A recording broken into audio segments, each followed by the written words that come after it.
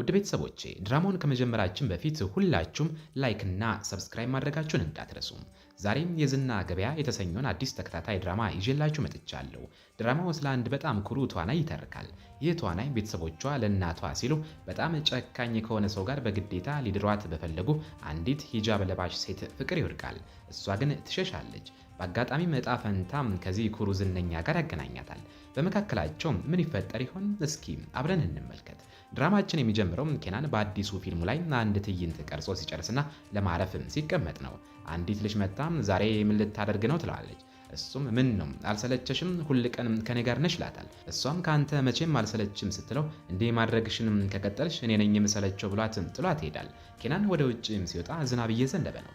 ጋዜጠኞችና አድናቂዎች ስሙን እየጠሩ ቢሆንም እሱም ወደ መኪናው ይገባል። አንዲት አድናቂ ዛሬ ልደቴ ነው ስትል ይሰማል።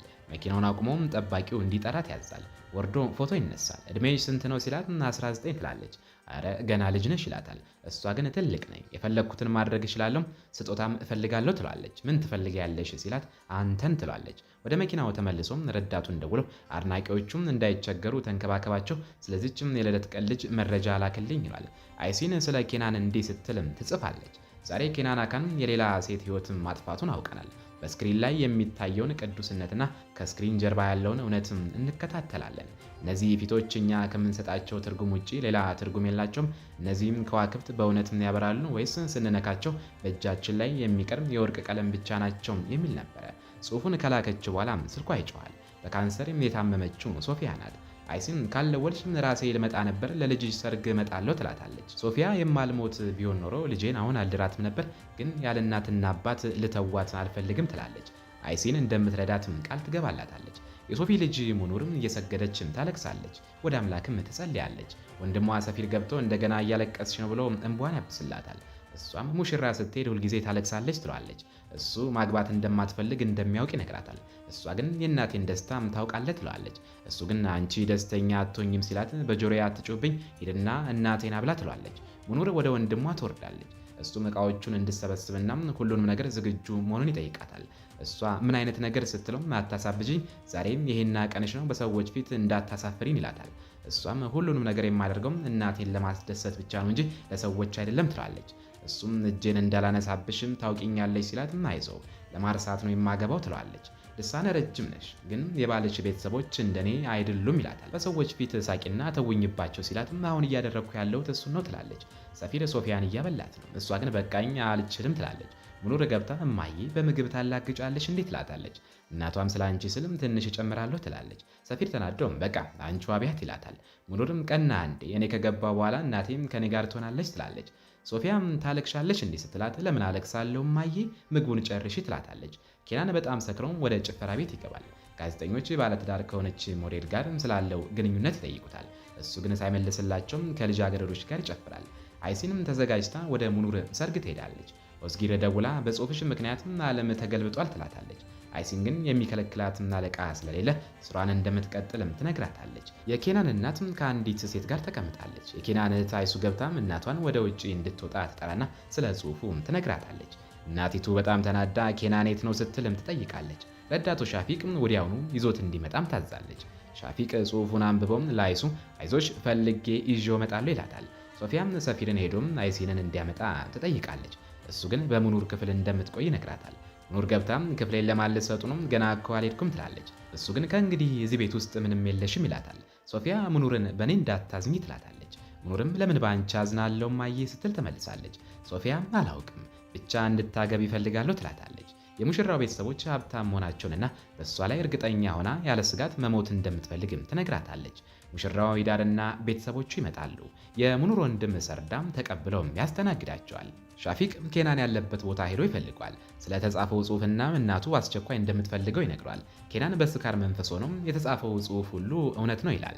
ሻፊቅ ባለትዳር ከሆነች ሴት ጋር ስላለው ግንኙነት ሲጠይቀው ኬናን እኔ የማውቃትን ሴት ሁሉ ባለትዳር ነሽ ወይ ብዬ እጠይቃለሁ እንዴ? እሷ ራሷ ነች የምታውቀው ብሎ ይመልሳል። ሻፊቅ ወደ መኪና ይዞት ይገባል። ፊቱን ለካሜራዎች እንዳያሳይም ይነግሯል። ሙኑር እየተዘጋጀች ነው። እናቷ በጣም ተደስታለች። ሰፊር ገብቶ ሁሉም ሰው በታች እየጠበቃቸው መሆኑን ይነግራቸዋል። ወደ ሂናው ስነ ስርዓት ይሄዳሉ። ሁሉም ይጨፍራሉ። ሙሽራው ዳርም በጣም ደስተኛ ነው። በድንገት ግን ሶፊያም እናቲቱ ማለት ነው በጣም ታማ በጭፈራው መካከልም ትሞታለች። ሙኑር ወደ እሷ እየሮጠች ትሄዳለች። ከወንድሞቿ ጋር ሆናም ምርር ብላ ታለቅሳለች። እናቲቱን ይቀብራሉ። ሙሽራው ሂዳርም አብሯቸው አለ። ሙኑር በእናቷ መቃብር ላይ ቁጭ ብላ ታለቅሳለች። ሂዳርም ደህና ነች ብሎ ይጠይቃታል። እሷም ይህ የአምላክ ዕጣ ፈንታ መሆኑን ትነግረዋለች። እጁን ትከሻዋ ላይ ሊያደርግ ሲሞክርም እጁን ገፍትራው ትሄዳለች። እሱም ቤታችን ቁርአን ብንቀራ ምን ይመስልሻል ይላታል። እሷ ግን በእናቷ ቤትም ከወንድሞቿ ጋር ለ2 ቀናት መቆየት እንደምትፈልግ ትነግረዋለች። እሱ ግን አንቺ እኮ ሚስቴ ነሽ እያለ ይጫናታል። እሷ ግን እንዲተዋትም ትለምነዋለች። በመጨረሻም ይስማማል። አይሲን ተከፍታ ተቀምጣለች። ሰራተኛዋም ይህ ዕጣ ፈንታ እንደሆነ ልታጽናናት ትሞክራለች። አይሲን ግን በቁጣ በእኔ ላይ ለደረሰው ነገር ሁሉ ዕጣ ፈንታ ነው ብዬ ቢሆን ኖሮም ድሮ 100 ጊዜ እሞት ነበር ስትል ትመልሳለች። ሂዳር በሙኑር ላይ ተቆጥቶም ተናገሪ፣ ባልሽ መሆኔን ተናገሪ ይላታል። እሷም በፍርሃት ባሌ ነህ ትላለች። እሱም ከአሁን ጊዜ ጀምሮ ሚስቴ ትሆኛለች በማለት ሊደፍራት ይሞክራል። እሷ ግን እያለቀሰች እንዲርቃት ትለምነዋለች። ገፍትራውም ትነሳለች። ሂዳር በጣም ተበሳጭቶም ትቷት ወደ መጸዳጃ ቤት ይገባል። ሙኑር እያለቀሰች ሂጃቧን ትለብሳለች። ቁልፉንም ይዛ ለመውጣት ትዘጋጃለች። ሂዳር በመጸዳጃ ቤት ውስጥ ሆኖም እያለቀሰ በጣም ይጨነቃል። ከመጸዳጃ ቤት ሲወጣም እሷ በፍጥነት እየወጣች እንደሆነ ይሾፋታል። እሷም በሩን በቁልፍ ዘግታበት ትሮጣለች። ይደውልላታል፣ ግን አትመልስለትም። ከዚያም ለወንድሟ ለሰፊር ይደውላል። ሻፊቅ ለሲባል ደውሎም ለኦዝጊር እንድትነግራትና ከኬናን ጋር በፊልም እንድትሰራ እንደሚፈልግ ይነግራታል። ሲባል እንዴት አድርጌ ያሳምናታለሁ ስትልም ትጠይቃለች። እሱ ግን እንድታስተካክለው ይነግራታል። ኬናን ሲመጣም ሻፊቅ ነገ ቀረጻ እንደሚጀምሩ ይነግረዋል። ኬናን በእውነት ጉዳዩን በድንገት ጨረስከው ብሎ ይጠይቀዋል። ሻፊቅም ሁሉንም ነገር በቀላሉ እንደሚያከናውን ይነግረዋል። ሲባል ለኦዝጊር ትደውላለች። በጣም ተደስታም ለአይሲን ልትሰራ ስላሰበችው ሚና ትነግራታለች። አይሲን ተጨንቃ በፍጹም እንዳትቀበይ ትላታለች። ነገር ግን ኦዝጊ ተስማምታ ፊልሙን ለመስራትም ትወስናለች። ሙኑር ካፌ ውስጥ ተቀምጣ በጣም ፈርታለች። ሰፊር ይመጣል። እቅፍ አድርጋውም ታለቅሳለች። ምን እንደተፈጠረ ሲጠይቃት ግን ልትነግረው አልቻለችም። እንደሚረዳት ይነግራታል። በዚያው ቅጽበትም አይሲን ትደውላለች። ሰፊርም እህቱን እንድትረዳትና እንድታናግራት ይጠይቃታል። ስልኩንም ለሙኑር ይሰጣታል። ሙኑር ለአይሲን ትነግራታለች። አይሲን በሰማችው ነገርም ትደነግጣለች። ጋኒ ወደ ቤት ይመጣል። ኦዝጊ ስለ ፊልሙ ትነግረዋለች። እሱ ግን ተቆጥቶ በፍጹም አትሰሪውም ይላታል። በኳስ ሜዳ ላይ ከኬናን ጋር ስለተፈጠረው ነገርም ይነግራታል። ኬናን ሊበቀላትም እንደሚፈልግ ሊያስረዳት ይሞክራል።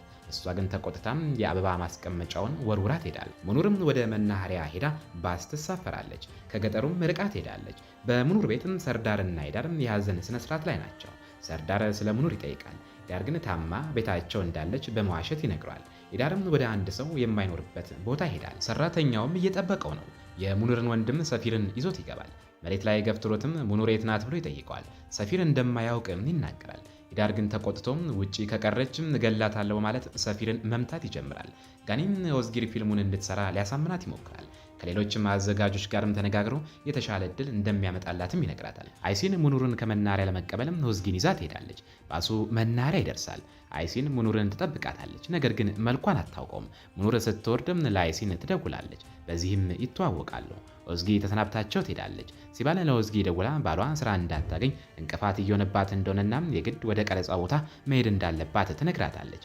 ኦዝጊ ተበሳጭታም ወደ ቤት ትመለሳለች። ባሏም ጭማቂ ያጠጣታል። ሙኑር በጣም ተጨንቃ ተቀምጣለች። የጋብቻ ቀለበቱንም አውልቃም ታስቀምጣለች።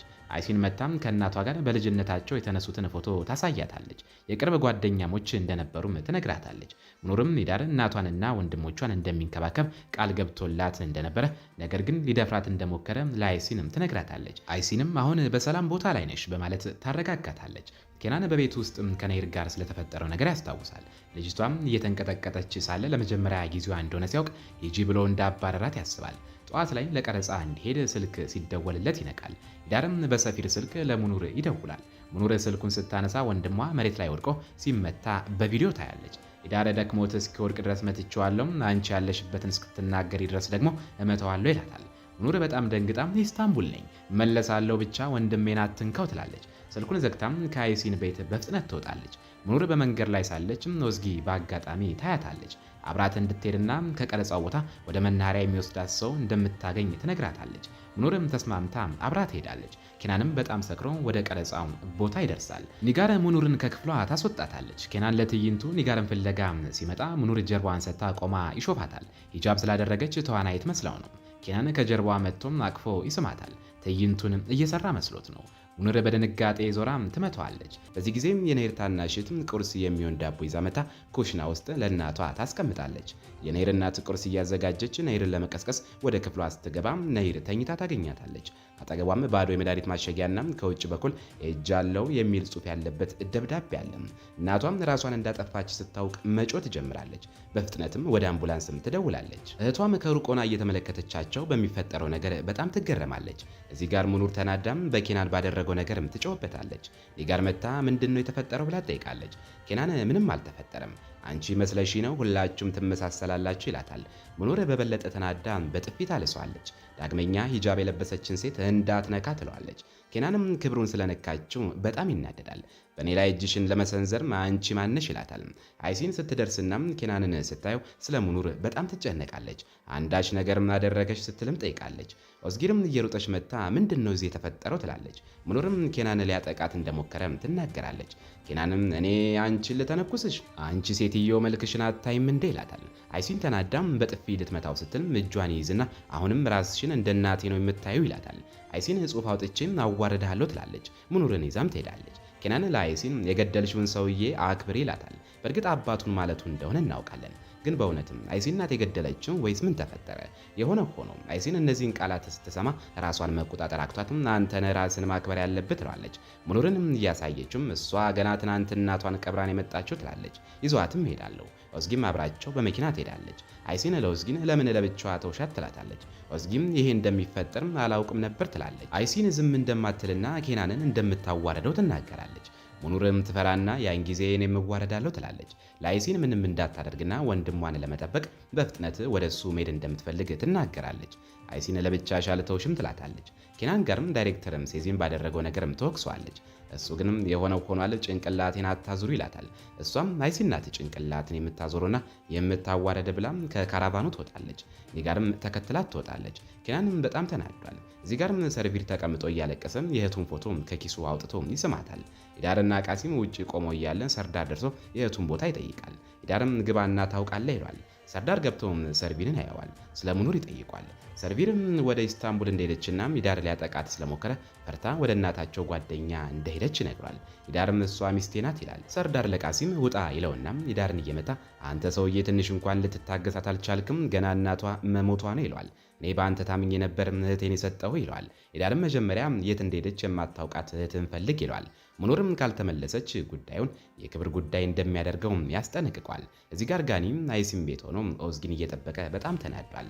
በሌላ ትዕይንት የኬናን እናት ክሪማን ባደረገው ነገርም ትቆጣዋለች። እሱ ግን ግድ ሳይሰጠውም ነገሩን አታጋኙ ይላታል።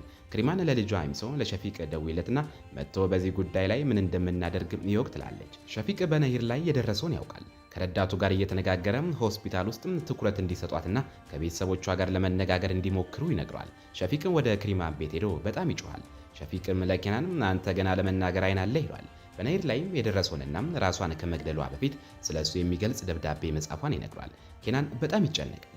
ሸፊቅ ፖሊስ ምርመራ ያደርግብሃል ይሏል። ይዞ በኬናንና በሙኑር ላይ የወጣውን ፎቶ አይታም ታሳያቸዋለች። ሙኑር በጣም ደንግጣለች። ኦዝጊና ጋኒም አጠገቧ ሆነው ሲጨነቁ ይታያሉ። አይሲን ምን ማድረግ እንዳለባት እያሰበች ፎቶን ለማስፋት ትሞክራለች። ካልተሳካ ግን ጉዳዩን ለሕዝብ ይፋ እንደምታደርግና ሙኑርም ጥፋተኛ ለመሆኗን ሁሉም እንዲያውቅ እንደምታደርግም ትናገራለች። ጋኒ ነገ ሰዎች ይረሱታል ቢልም አይሲን ግን የሚረሳ ነገር የለም ትለዋለች። ሙኑር ስታለቅስም አይሲን አቅፋ ታጽናናታለች። በሌላ በኩል ሰርቪ በእናቱ አልጋ ላይ ተቀምጦ እያለቀሰ ሳለ ሰርዳ ያየዋል። በዚህ ጊዜ ኢዳርና ቃሲም መጥተው ሰርዳን ይጠሩታል። ኢዳር ሲመጣ ይደበድቡታል። ሰርዳ ምን እየተፈጠረ እንደሆነም ግራ ገብቶ ሳለ ኢዳርም የእህቱንና የኬናንን ፎቶ ያሳየዋል። ክብሬን መሬት ላይ ጣላችሁት እያለም በሰው ፊት ይጮህባቸዋል። ለእናት ሕክምና ያወጣሁትን ገንዘብ ይመለስልኝ ብሎም ጥሏቸው ይሄዳል። በክሪማን ቤት ደግሞ ጠበቃ መጥቶ ስለ ኬናን ቅሌት መፍትሄ እየፈለጉ ነው። ሸፊቅም የቤቱን ካሜራዎች ማየት እንዳለባቸውና ፖሊስ እጅ እንዳይገቡ ማድረግ እንዳለበትም ይናገራል። ስለ አይሲን ጉዳይ ደግሞ ሸፊቅ ሄዶ እንደሚያነጋግራት ለክሪማን ይነግራታል። ክሪማን በጣም ተናዳ ይህን ጉዳይ በፍጥነት ፍታው ትለዋለች። ሰርቪ ልብሶቹን ይዞም ወደ አውቶቡስ ተራ ይሄዳል። ለእህቱ ደውሎም ወደ እሷ እየመጣ መሆኑን ይነግራታል። እሷም ለአይሲን ስትነግራትም አይሲን በደስታ ነው የምቀበለው ትላለች። ሙኑርም ለሰርቪን አድራሻውን ሰጠውና ለማንም እንዳትናገር ብላው ስልኩን ትዘጋለች። አይሲን ስለ ኬናን የሚገልጽ ጽሑፍ ለመጻፍ ስትዘጋጅ ጋኒ ያበረታታታል። ኦዝጊ ግን በጣም ተጨንቃለች። ሙኑርም ለአይሲን ከዚህ በላይ ቅሌት አልፈልግም ባታደርጊው ይሻላል ትላታለች። አይሲን ግን ይህ መሆን ያለበት ነገር ነው ትላለች። በዚህ መሃልም ሸፊቅም ለአይሲን ይደውላል። ድምፁን ስትሰማ ደንግጣ ለመነጋገር ወደ ውጪም ትወጣለች። ሸፊቅ ነገሮችን ማረጋጋት እንዳለባቸው አለበለዚያም የኬናን አድናቂዎች በሙኑር ላይ ጥቃት ሊሰነዝሩ እንደሚችሉ ይነግራታል። አይሲን በንግግሩ ብትናደድም ኬናን በይፋ ይቅርታ እንደሚጠይቅ ተስማምተው ስልኩን ይዘጋል። አይሲን ተመልሳ ስትገባም ይቅርታ ሊጠይቁ እንደሚፈልጉ ትነግራቸዋለች። ጋኒን ከአንቺ ፈርተው ነው ሲል ሙኑር ግን አያስፈልግም ትላለች። አይሲን ማታ ሄደን መጨረሻውን እናያለን ትላለች። ጋኒ እኔና ወዝጊም ወደ ቤታችን ሄደን እንረፍ ይላል። አይሲን ግን የሙኑር ወንድም ማታ ስለሚመጣ እሱን እንዲቀበለው ትጠይቀዋለች። እሱም በደስታ ይስማማል። ጋኒ ሰርቪን ለመቀበል ይዘጋጃል። ነገር ግን ከወዝጊ ጋር ለብቻቸው ሲሆኑ ሁልጊዜም ስለሚጣሉ ነገሩም አስቸጋሪ ይሆናል። ወዝጊ ተቀይማ ወደ ክፍሏ ስትወጣም ጋኒ ምን ይሻለኛል፣ የት ልሄድ እያለ በራሱ ይማረራል። ሰርቪም አውቶቡስ ውስጥ ተኝቶም ስለ ኢዳርና ስለ ሰርድ አጠብ በህልሙ ያያል። የአውቶቡሱ ሹፌርም ኢስታንቡል ለመድረስም ግማሽ ሰዓትም ቀረ ሲል ይቀሰቅሰዋል። አይሲን ለመራት ራት ራሷን በመስታወት እያዘጋጀች ነው። የሆነ መጥፎ ነገር ለማድረግም እያሰበች ይመስላል። ሙኑርም ተዘጋጅታ ምን ማለት እንዳለባት ትጠይቃለች። አይሲን በልብሽ ያለውን ሁሉ ተናገሪ፣ ምንም እንዳታስቀሪ ትላታለች። ሰርቪ ለሙኑር ደውሎ መድረሱን ይነግራታል። እሷም አስፈላጊ ጉዳይ ስላላትም አንድ ሰው እንደሚቀበለው ትነግረዋለች። አይሲንና ሙኑርም ተዘጋጅተው በመኪና መሄድ ይጀምራሉ። ከመንቀሳቀሳቸው በፊትም አይሲንን ልትነግራት የምትፈልገው ነገር እንዳለ ጠየቀቻት። አይሲን ስለ ኬናን አባት አይደል አለቻት። ሙኑርም ገና ትንሽ ልጅ እያለሁ እኔና እናቴ ስለ አንቺ የወጡትን ወሬዎች አይተን ነበረ፣ ግን አላመናቸውም አለቻት። አይሲን በዝምታ ስትዋጥ ሙኑርም እኔ በአንቺ ፈንታ እመልሳለሁ፣ ማንም በንግግርም እንዲያሳፍርሽ አልፈቅድም አለቻት። በሌላ በኩልም ክሪማን ለነፊሳ ነሂር ቤተሰቦች ጋርም ሆስፒታል እንድትቆይና በኬናን ላይ ክስ እንዳይመሰርቱም እንድታሳምናቸው አዘዘቻት። በዚህ መሃልም ሸፊቅና ኬናን አይሲንንና ሙኑርን እየጠበቁ ነው። ኬናን በጭንቀት ተወጥሯል። ሸፊቅ ማዕረብ ሰጥቶት ተረጋጋ ይሏል። ኬናን ለምን በዚህ ሁኔታ ውስጥ እናስገባኝ፣ በስልክ ይቅርታ መጠየቅ አንችልም ነበር ሲል ሸፊቅን ይወቅሰዋል። ሸፊቅም የሰራኸውን ጉድም የትኛው ጋር እንደምሸፍንልህ ግራ ገብቶኛል በማለት ዝም እንዲል ያደርጓል። አይሲንና ሙኑር ደረሱ። አይሲንና ሸፊቅ ሰላምታ ተለዋወጡ። ነገር ግን አይሲን እሱን እንኳን ማየት አትፈልግም ነበር። ኬናን ለሙኑር ፈገግ ሲልላት እሷ ተናዳ ይህ ቀን በሰላም ቢጠናቀቅ ይሻላል ትላለች። ኬናን በእኔ አባዜ ተይዘሻል እንዴ? ፈገግታዬ ምንድን ነው እንደዚህ ያስቆጣሽ? እያለ ይሳለቅባታል። ሁለቱም እንደ ትናንሽ ዶሮዎች ሲጣሉ ሸፊቅ ለዚህ ልጅነት ጨዋታም ትላልቅ ሰዎች ናቸው ማለት ይቆጣቸዋል። ሸፊቅ ለሙኑርም ይህ ሁሉ የሆነው በጋባዦቻችን ስህተት ነው፣ ብቻሽን በቀረጻ ቦታ ባይተውሽ ኖሮም ይህ አይሆንም ነበር አላት። ሙኑር ግን እኔ ጠባቂ አያስፈልገኝም፣ የሚያስፈልገኝ ይህ ሰካራም ተዋናይ ራሱን እንዲያስተካክል ነው ስትል መለሰችለት። አይሲን ጉዳዩም ጥቃት መሆኑን አጥብቃ ትከራከራለች። ሸፊቅም አንድ ጥሩ አማራጭ ላቅርብላችሁ፣ ይሄ ለእናንተም ጥቅም ነው፣ ምክንያቱም አይሲን እንደምታውቂው ቅሌት ሁሌም በሴቷ ላይ ነው የሚለጠፈው፣ ወንዱ ግን ያመልጣል አላት። አይሲን ነገሩ ቢከፋትም ጉዳዩን ለመቋጨት ወሰነች። ሸፊቅም ያቀረበው አማራጭ ሙኑር በድራማው ላይ እንደ ክብር እንግዳ እንድትሳተፍ የሚል ነበረ። በሌላ በኩል ሰርቪ መድረሱን ለጋኒ በስልክ ይነግሯል። ከአውቶቡሱ ሲወርድም ጋኒ ተቀብሎም ሰርቪን በደስታ ያቅፏል። ጋኒም በጣም እንደሚወደው ይነግሯል። ወደ ቤትም እየሄዱ እያለም ጋኒ ሰርቪን ፕሌይስቴሽን እንዲጫወቱ ወሰዱም። ኦዝጊ ለሰርቪ ምግብ እያዘጋጀችም ጨዋታውን እንዲያቆሙ ትነግራቸውም ሰርቪ ጋኒን በማሸነፉ ተደሰቱ።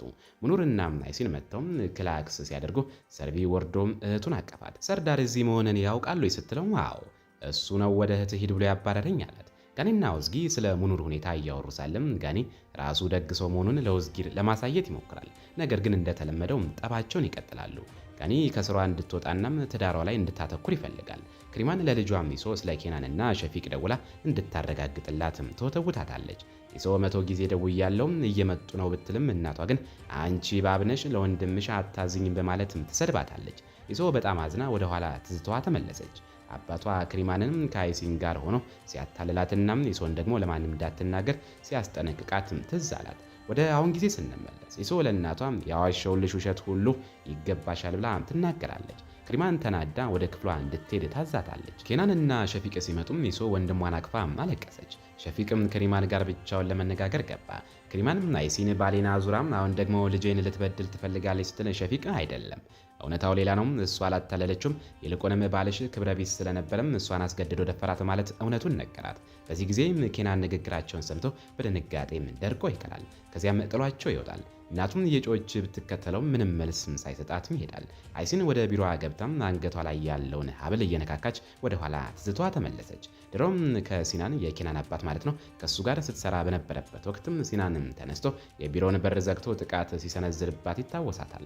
ወደ አሁኑ ጊዜ ስንመለስ በከፍተኛ ድንጋጤና በውስጧ ባለው ህመም ታለቅሳለች። ከዚያም ቢሮዋ ላይ ተቀምጣ ስለ ጓደኛዋ ስለ ሰፊያ፣ ስለ ሙኑርና ስለ ኬናን የሚገልጽ ጽሑፍ ትጽፋለች። በሌላ በኩል ሙኑርም ወንድሟ ሰርቪንን አቅፋ ታጽናናዋለች። ሁሉም ነገር መልካም እንደሚሆንም ትነግረዋለች። በኬናን ቤት ደግሞ ኬናን ሙሉ በሙሉ ተስፋ ቆርጦና ተናዶ ይታያል። በቤት ውስጥ ያሉትን ንብረቶችና ጌጣጌጦች በሙሉ ይሰባብራል። ከዚያም ስለ አባቱ ያወቀው እውነትም እረፍት ስለነሳው በልብሱ እንደሆነም ሻወር ውስጥ ገብቶ እያለቀሰ ቆመ። በሌላ በኩል ደግሞ ኒዳርና ቃሲም ኢስታንቡል ደርሷል። በመኪና ውስጥ ሆነው የአይሲንን ቤት ይከታተላሉ። ሙኑር እንድትወጣ ይጠብቃሉ። በነጋታውም ጠዋት ሙዝጊ ወደ አይሲን ቤት ትመጣለች። ሰራተኛዋንም አግኝታ ስለ ጋኒ ትንሽ ታማራታለች። ከዚያም ወደ ውስጥ ስትገባም አይሲን ሙኑርና ሰርቪ ቁርስ ላይ ታገኛቸዋለች። ኦዝጊ ስትገባም ሰርቪ ስለ ጋኒ ይጠይቃታል። እሱ ልምምድ ስላለበት እንዳልመጣ ትነግረውና ስሙ የተጻፈበትን ሙሉም የኳስ ትጥቅም ትሰጠዋለች። አይሲን ጋኒ ለካ እንዲህ ደግ ሰው ነው ትላለች። ሰርቪም በትጥቁ በጣም ስለተደሰተ በልብሱ ላይ ደራርቦ ይለብሷል። ኦዝጊ ለአይሲን ጋዜጣ ላይ የወጣውን ጽሑፍ እንዳነበበችውም ትነግራታለች። አይሲን ምንም አማራጭ ስላልነበረ ነው የፎቶውን ቅሌት ለመሸፈን ሙኑር በድራማ ላይ የክብር እንግዳ መሆኗን ማሳወቅ ነበረብኝ ትላለች። ኦዝጊ ለሙኑርም እንግዲህ የሙያ አጋር ሆነን ማለት ነው ስትላት ሙኑር በትህትና ኧረ እኔ ከአንቺ ጋር የምነጻጸር አይደለሁም ትላለች።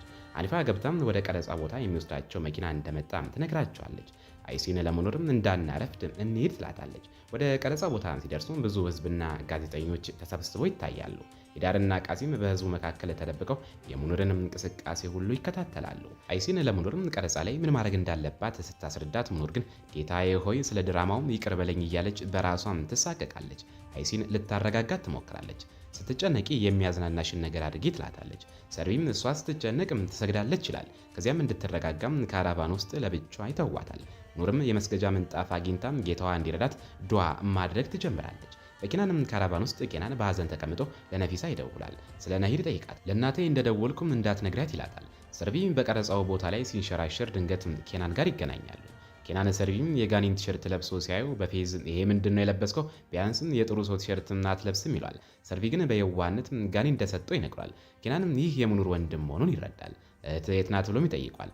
ሰርቪም ካራቫን ውስጥ እየሰገደች መሆኑን ይነግሯል። አይሲን ሰርቪን ትጠራዋለች። እሱ ወደ እሷ ሲሄድም ኬናን ሙኑር ወደ ሰገደችበት ካራቫን ያመራል። ሙኑርም ስትሰግድ አይቷት ስለደነገጠችም ሶላቷን ታቋርጣለች።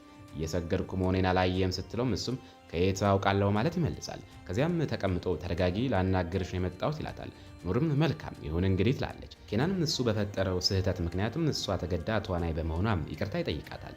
ነገሩ ቀላል እንደሆነና ድራማው ላይ እሱን በጥፊ መምታት ብቻ እንደሆነ ይነግራታል። ሙኑርም በተቃራኒው አንተን ስለመመታ በጣም ደስተኛ ነኝ ስትለው ተስማምተናል ብሎ እየሳቀ ይወጣል። በሌላ በኩል ይሶም ወደ እናቷም ክሪማን ክፍል ገብታ አዲስ ቤት ተከራይታ ለብቻዋ መኖር እንደምትፈልግም ትናገራለች። ክሪማን ግን ለዚህ የልጅነት ጨዋታሽም ጊዜ የለኝም ትላታለች። በዚህ ማለት ነሂር መሞቷንና ቤተሰቦቿ እንኳን እንደማያውቁም ትናገራለች። ልጇም ኬናን አደጋ ውስጥ እንዳይገባ ነገሩን ለመቆጣጠር ወደ ሆስፒታል ትሄዳለች። የሰው ስለ ወንድሟ በጣም ትጨነቃለች። በቀረጻው ቦታ ላይ አይሲንና ሰርቪ ከዳይሬክተሯ ሲዜን አጠገብ ተቀምጠዋል። ኬናንና ሙኑርም ለቀረጻው ይዘጋጃሉ። ኬናን ሙኑር ምን ማድረግ እንዳለባት ደጋግሞ ሲነግራትም እሷ ተናዳ በቃ ደጋግማ አትናገር ትሏለች። ቀረጻው ተጀምሮም በተደጋጋሚ ከተሞከረ በኋላ ይጠናቀቃል። ሰርቪም ወደ እህቱም ሄዶ በጣም በሚያምር ሁኔታ ተውነሽዋል ብሎ ያክፋታል። አይሲንም 2 ፎቶዎች ብቻ ቀርተዋል ትላቸዋለች። ሙኑርም ወደ ሽንት ቤት ሄዳ ሳለ ሁሉም ይጠብቋታል። ሙኑርም ከካራቫኑ ስትወርድም ኒዳር ከፊት ለፊቷ አቆሞ ሽጉጥ ያሳያታል። በዝምታ አብራው እንድትሄድም ያስገድዳታል። ሙኑር በጣም ፈርታም ልትገለኝ ከፈለክ ግደለኝና ገላገለኝ ትሏለች። እሱ ግን ምን ነው አሁንማ ዝነኛ ሆነሻል አይደል እያለ ይሳለቅባታል። ሙኑር እንዲፈታት ካልሆነ ግን እንዲገላትም ትጠይቀዋለች። እሱ ግን የምንነጋገርበትም ጸጥ ያለ ቦታ እንሄዳለን ብሎ በመኪናም ይዟት ይሄዳል። ሰርቪም እህቱም ቢፈልጋትም ሊያገኛት አልቻለም። ኬናን በካራቫኑ ውስጥ እያለም ከነፊሳም ስልክ ይደርሷል። ነሂር መሞቷን ሲሰማ በድንጋጤ ይደነዝዛል። ራሱን ሊስት ሲልም ረዳቱን ወደ ቤት እንዲወስዱ ያዟል። ሰርቪም ለአይሲን ሙኑር እንደጠፋችም ይነግራታል። እሷም በጣም ተጨንቃ መፈለግ ይጀምራሉ። ሙኑርም ከሂዳ ጋር እያለችም ሂዳ ክብሩን መሬት ላይ እንደጣለችበት ይነግራታል። ሽጉጡን ይዞም በቃ ይበቃሻል ይላታል። ሙኑርም ነገሩ ሁሉ ስህተት እንደሆነና አይሲን የእናቷ ጓደኛ ስለሆነችም እየረዳቻት እንደሆነ ትነግረዋለች። እሱ ግን ለእናታችሁ ሕክምና ብዬ የከፈልኩትን ገንዘብ ሁሉ በልታችሁም መጨረሻ ላይ ከዳችሁኝ ይላታል። ሙኑርም ያወጣውን ገንዘብ ሁሉ መልስላለሁ ትለዋለች። ሂዳር ግን ጉዳዩን ለመጨረስም ቃሲም ጸጥ ያለ ቦታ መኪናውን እንዲያቆም ያዘዋል።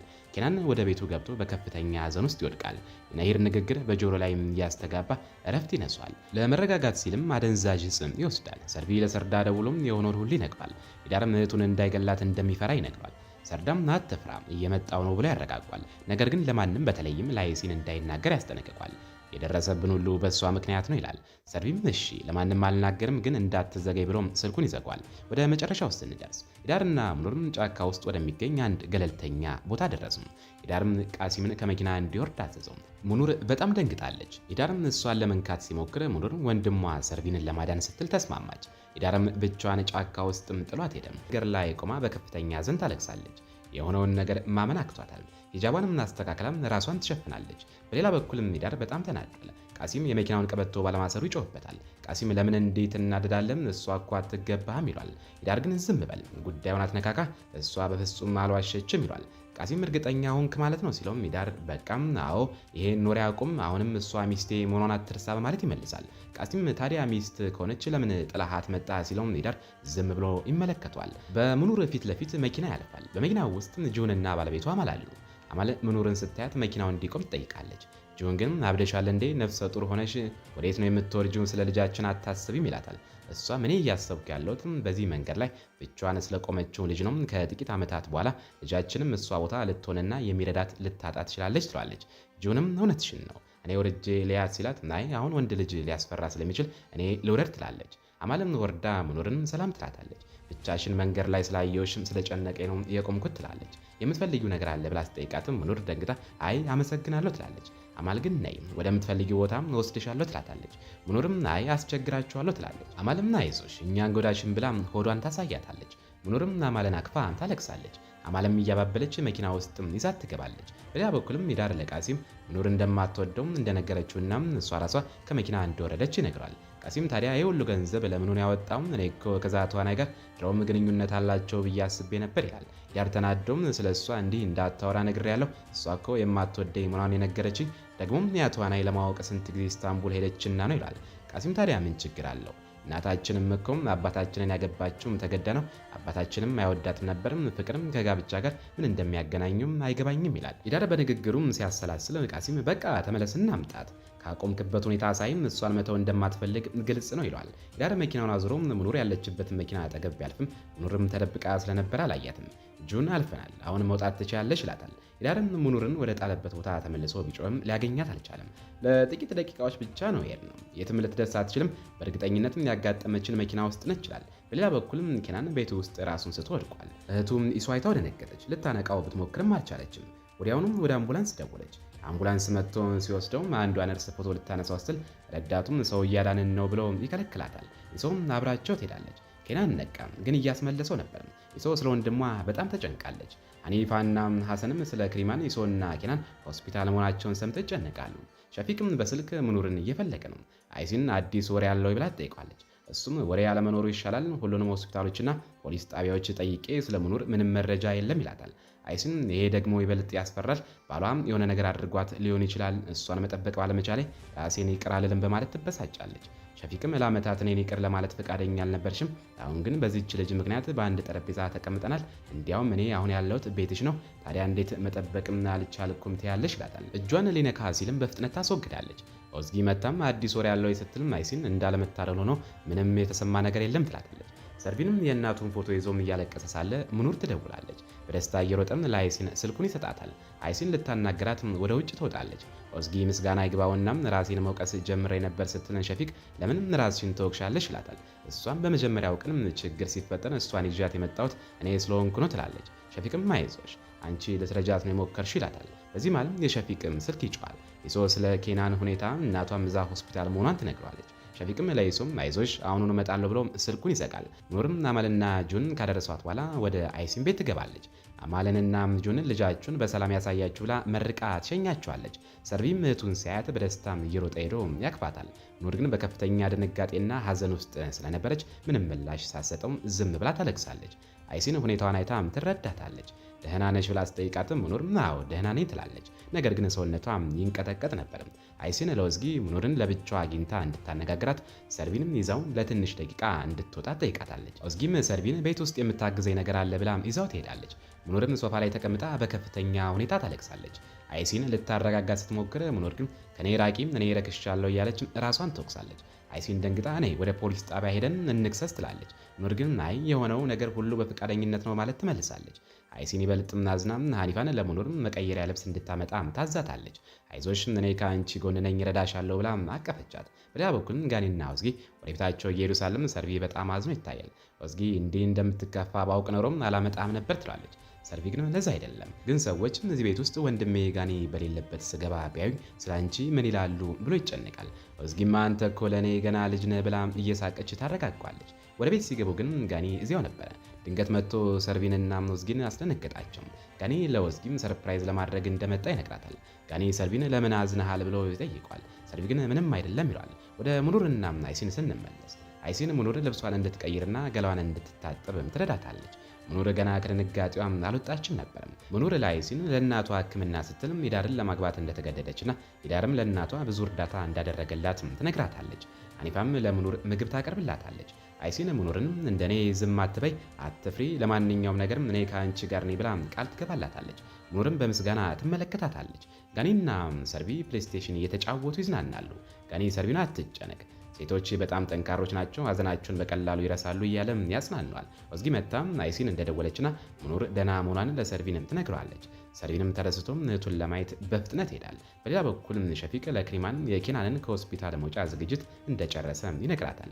ክሪማንም የኬናንንና የዛችን ልጅ ጉዳይ ፈታ አይደል ስትል ጠይቀዋለች። ሸፊቅም አይዞሽ እናቷ ራሷን እየወቀሰች ነው ይላታል። ስለ ነሂር ሞትና ስለ ጻፈችው ደብዳቤ ለኬናን እንዳይናገሩ ይስማማሉ። ይሶ ከወንድሟ ጋር ሆና በጣም እወድሃለሁ ትላለች። ኬናንም ዳግመኛ ራሱን እንደማይጎዳና እንደሚለወጥ ቃል ይገባላታል። ክሪማንና ሸፊቅ መጥተውም ይሶ ወደ ቤት እንድትሄድ ያዟታል። ሸፊቅም ይሶ በስልክ ከሰው ጋር ስታወራና ገንዘብ ልትሰጠው ስትስማማ ይሰማታል። ሸፊቅም ስለ ይሶ ሁኔታ በጣም ይጨነቃል። ኬናን ከሆስፒታል ወጥቶ ስለ ሙኑር ይጠይቃል። ሸፊቅም የሆነውን ሁሉ ይነግረዋል። ኬናን ሙኑር ባለትዳር መሆኗን ሲሰማ ይገረማል። መኪና ውስጥ ሆነውም ሲሄዱም የናይርም አስክሬን ከሆስፒታል ሲወጣ ያያሉ። የናይር ጓደኞችና ቤተሰቦችም ኬናንን ሲያዩት በቁጣ ወደ እሱ መጥተው ለሞቷ ተጠያቂው አንተ ነህ እያሉ ይጮህበታል። ሸፊቅም ሁኔታው እንዳይባባስም ሹፌሩን በፍጥነት እንዲነዳ ያዟል። ኬናን እኔ ደህና ነኝ አትጨነቅ፣ ግን ሙኑርን ማየት እፈልጋለሁ ይለዋል። ሸፊቅም እሺ የምትረጋጋ ከሆነ ለአይሲን ደውዬ ወደ እሷ ወስዳለሁ ይለዋል። በሌላ በኩልም ሰርቪ ከወንድሙ ሰርዳ ጋር በስልክ ይነጋገራል። ሰርዳም ነገ ጠዋት ኢስታንቡል እመጣለሁ ግን ለማንም እንዳትናገርም ሰርፕራይዝ ይሁን ይለዋል። አይሲን ቤት ውስጥ ስራ ላይ ያለች ሙኑር መታ ለአንቺ ትልቅ ሸክም የሆንኩብሽ ይመስለኛል ትላታለች። በዚያው ቅጽበትም ሀኒፋ እየሮጠች መታም ቶሎ ቴሌቪዥን ክፈቱ ትላቸዋለች። ሰርቪም መጥቶ ሙኑርና ኬናን አብረው የተወኑበትን ትዕይንት በዜና ላይ ሲቀርብና ሰዎች ስለሱ ሲወያዩ ያያሉ። ሸፊቅም ለአይሲን ደውሎም ከኬናን ጋር እየመጡ መሆኑን ይነግራታል። እሷም እንኳን ደህና መጣችሁ፣ እኔም ላናገራችሁ የምፈልገው ትልቅ ጉዳይ ነበረኝ ትላለች። በዚህ ማለም ኒዳርና ቃሲም ምግብ ቤት ውስጥ ተቀምጠው ኒዳር በጣም ተናዶ ይታያል። ቃሲም ግን ምንም እንዳልተፈጠረ በዝምታ ይበላል። ድንገት ሰርዳ መጥቶም ሽጉጡን በጠረጴዛ ላይ ያስቀምጥና ለኒዳር ወይ እኔን ግደለኝ ወይም ደግሞ ይህን ችግር የፈጠረውን ሰው ግደለው ይለዋል። ኒዳር ሊቆጣ ሲል ቃሲም ተረጋጉና በሰላም እንነጋገር ብሎ ያረጋጋቸዋል። ሰርዳር ለኒዳር የኔንም ሆነ የእህቴን ስም ለሰው መሳቂያ አደረግከው ይለዋል። ኒዳር ግን ለዚህ ሁሉ ተጠያቂዋ ሙኑር መሆኗን ይናገራል። ሆኖም ግን አሁንም እንደሚወዳትና ሚስቱ ስለሆነች እንድትመለስ እንደሚፈልግ ይገልጻል። ወደ አይሲን ስንመለስ ሰዎች ስለ ሙኑር ትወናና ውበት የሚሰጡትን አስተያየት በኢንተርኔት ላይ ያየች ትደሰታለች። ነገር ግን ነሂርም የኬናን ደጋፊ እንደነበረችና መሞቷን የሚገልጽ ዜና አይታ በጣም ታዝናለች። ሙኑርም በሐዘንም እናቴ በሕይወት ኖራም እንዲህ ብታየኝ ምን ይሰማት ነበር ስትልም አይሲን በእርግጠኝነት በአንቺ ትኮራ ነበር በማለትም ታጽናናታለች። ሸፊቅና ኬናን አይሲን ቤት ይደርሳሉ። አይሲን ሰርቪን ትንሽ እንዲወጣ ጠይቀዋለች። ሲገቡም አይሲን ያ ትዕይንት በጣም የሚያምር እንደነበረ ትነግራቸዋለች። እነሱ ግን ገና ስላላዩትም አብረው ይመለከቱታል። ሸፊቅም የሙኑርን ባል አግኝተን ይሄ ድራማ ስራ መሆኑን ልናስረዳው እንችላለን ቢልም አይሲን ግን አያስፈልግም፣ ጋብቻቸው በወረቀት ላይ ብቻ ነው ትላለች። ኬናን ለተፈጠረው ነገር ሁሉም ራሱን ሲወቅስ፣ ሙኑር ግን በቁጣ አንተ ምን አገባ ትለዋለች። ክሪማንም ቁርሷን እየበላች በከፍተኛ መረጋጋት ላይ ትገኛለች። ኬናን ወርዶም አብረው መብላት ይጀምራሉ። ስለ ኢሶም ይጠይቃታል። ኬናን ስለ እህቱ ተጨንቆ ቢደውልላትም አታነሳም። ስለዚህ ለሸፊቅ ይደውላል። ሸፊቅም በጣም አስፈላጊ ጉዳይ ስላለ መገናኘት አለብን፣ ግን ለእናታችሁ ምንም እንዳታሳውቅ ይለዋል። ኬናንም እሺ እየመጣው ነው ብለው ለእናቱ ወደ ቀረጻ ቦታ እየሄደ እንደሆነ ዋሽቶ ይወጣል። ክሪማን ለሸፊቅ ብትደውልም ስላላነሳላት ተናዳ ቁጧን በቤት ሰራተኛዋ ላይ ትወጣለች። ወደ ሰርዳር ስንመለስ በአይሲን ላይም እየጮኸ ሲሆን እሷ ግን ልታረጋጋው ትሞክራለች። ሙኑርም ከሂዳር ጋር ተነጋግራ ሁሉንም ነገር እንደፈታች ብትነግረውም ሰርዳር ግን እኔም አነጋግሬዋለሁ፣ እሱ ግን አሁንም እንደሚወድሽ ነው የነገረኝ ይላታል። በተጨማሪም ይሄ ሰውዬ በችግራችን ጊዜ ረድቶናል፣ አንቺ ግን ይሄን ሁሉ ረሳሽ ይላታል። አይሲን ተናዳ ለመሆኑ ለምን እሷ ብቻ ዋጋ መክፈልና መስዋዕት መሆን አለባት ብላ ትጠይቃለች። ሰርዳር ግን እህቱን ሙኑርን ተነሺ ነይ ወደ ባለሽ እንሂድ ይላታል። እሷ ግን እምቢ ትላለች። ሰርዳርም እንግዲያውስ ምርጫው ያንቺ ነው ብሎ ሰርቪንን በግድ ይዞት ይወጣል። አይሲን ልታስቆመው ብትሞክርም ለፖሊስ እደውላለሁ ብሎ ይዝታል። ሰርቪም ሁኔታውን እንዳይባባስም ከሰርዳር ጋር አብሮ ይሄዳል። ሙኑርም በከፍተኛ ሐዘን ስታለቅስም አይሲንና ሀኒፋ ያጽናኗታል። ከዚያም አይሲን ወደ አንዲት ጠበቃ ዘንድ በመሄድ ስለ ሙኑርና ሂዳር ጋብቻ ስለፈረመችው ውልና ሰርዳርም ሰርቪንን ይዞት ስለሚሄዱ ሁሉንም ነገር ትነግራታለች። ጠበቃዋም ሙኑርም ወደ ትወና ትምህርት ቤት ከገባች የወንድሟን ሞግዚትነት የማሸነፍ እድሏ ሰፊ እንደሚሆን ትነግራታለች። በዚያው ቅጽበት ቲላን የሽፊቅንና የኢሶን ፎቶዎች ለአይሲን ይልክላታል። እንዲያውም አይሲን ራሷ ነበረች ጋዜጠኛው ሸፊቅን እንዲከታተል ያዘዘችው። ጠበቃዋን አመስግናም ትወጣለች። አይሲን ለዳይሬክተሯ ሲዛን ደውላ ስለ ሙኑር ትወና ምን ትያለሽ በማለት ለሙኑር ሚና እንድትፈልግላትም ትጠይቃታለች። ሲዛን በድራማው ውስጥ ያለችውን ኒጋርን ስለማትወዳትም ኒጋርን ከድራማው ማስወጣት ከቻልሽ ሙኑርን በሷ ቦታ እንተካታለን ትላታለች። አይሲንም ትስማማለች። በዚህ ማለም ኬናን ወደ ኢሶ ቤት ይሄዳል። እሷም በክፍሏ ውስጥ ሆናም እያለቀሰች ነበር። ኬናን አብረው መነጋገር እንዳለባቸው ይነግራታል። ኢሶም የአባታቸውን ፎቶ ይዛ እያለቀሰች ሳለ ኬናን አቅፎም እኔ ከአንቺ ጋር ነኝ አትፍሪ በማለት ያረጋጋታል። ጋኒና ወዝጊ ሙኑርን ብቻዋን ላለመተው ወደ እሷ ይመጣሉ። ሰርዳር ሰርቪንንም ይዞ በመሄዱ በጣም ተናዷል። ጋኒ ሰርዳር ሰርቪንን ሊመታው እንደሚችል ከሙኑር ሲሰማ ይበልጥ ተቆጥቶ ዝም እንደማይል ይናገራል። ሀኒፋ በወቅቱ ስላልደወለችለትም ይጮህባታል። ሀኒፋ ግን ለአይሲን ደውላ እንደነበርና እሷም እንዳትደውል እንደከለከለቻትም ትገልጽለታለች። አይሲን ስለ ሙኑር ጉዳይ ለመነጋገርም ወደ ሸፊቅ ኩባንያ ትሄዳለች። ሸፊቅ በወቅቱ በጣም ተረብሾ ስለነበረ በቁጣና ባልተገባ ቃላት ሊያዋረዳት ይሞክራል። እሷ ግንም የኢሶን ፎቶዎች ትልክለትና ይህን ጉዳይ ለመፍታትና ለመነጋገር ነው የመጣሁት ትለዋለች። በሌላ በኩልም ኢሶ ተኝታለች። ኬናን አጠገቧ ተቀምጦ ሳለ ሸፊቅ ይደውልላታል። ሸፊቅም የሆነውን ሁሉ ይነግረዋል። ያንን ሰው ሲመታ በፎቶ መያዙንና ፎቶዎቹም አይሲን እጅ መግባታቸውን ይገልጽለታል። አሁንም ኩባንያው ውስጥ መታ ሙኑር በድራማው ላይ እንድትሳተፍ እያስገደደችው እንደሆነ ይነግረዋል። ኬናን በቃም ስልኩን ዝጋው፣ እኔ ራሴ ሙኑርን አግኝቼ ችግሯ ምን እንደሆነም አውቃለሁ ብሎ ይወጣል።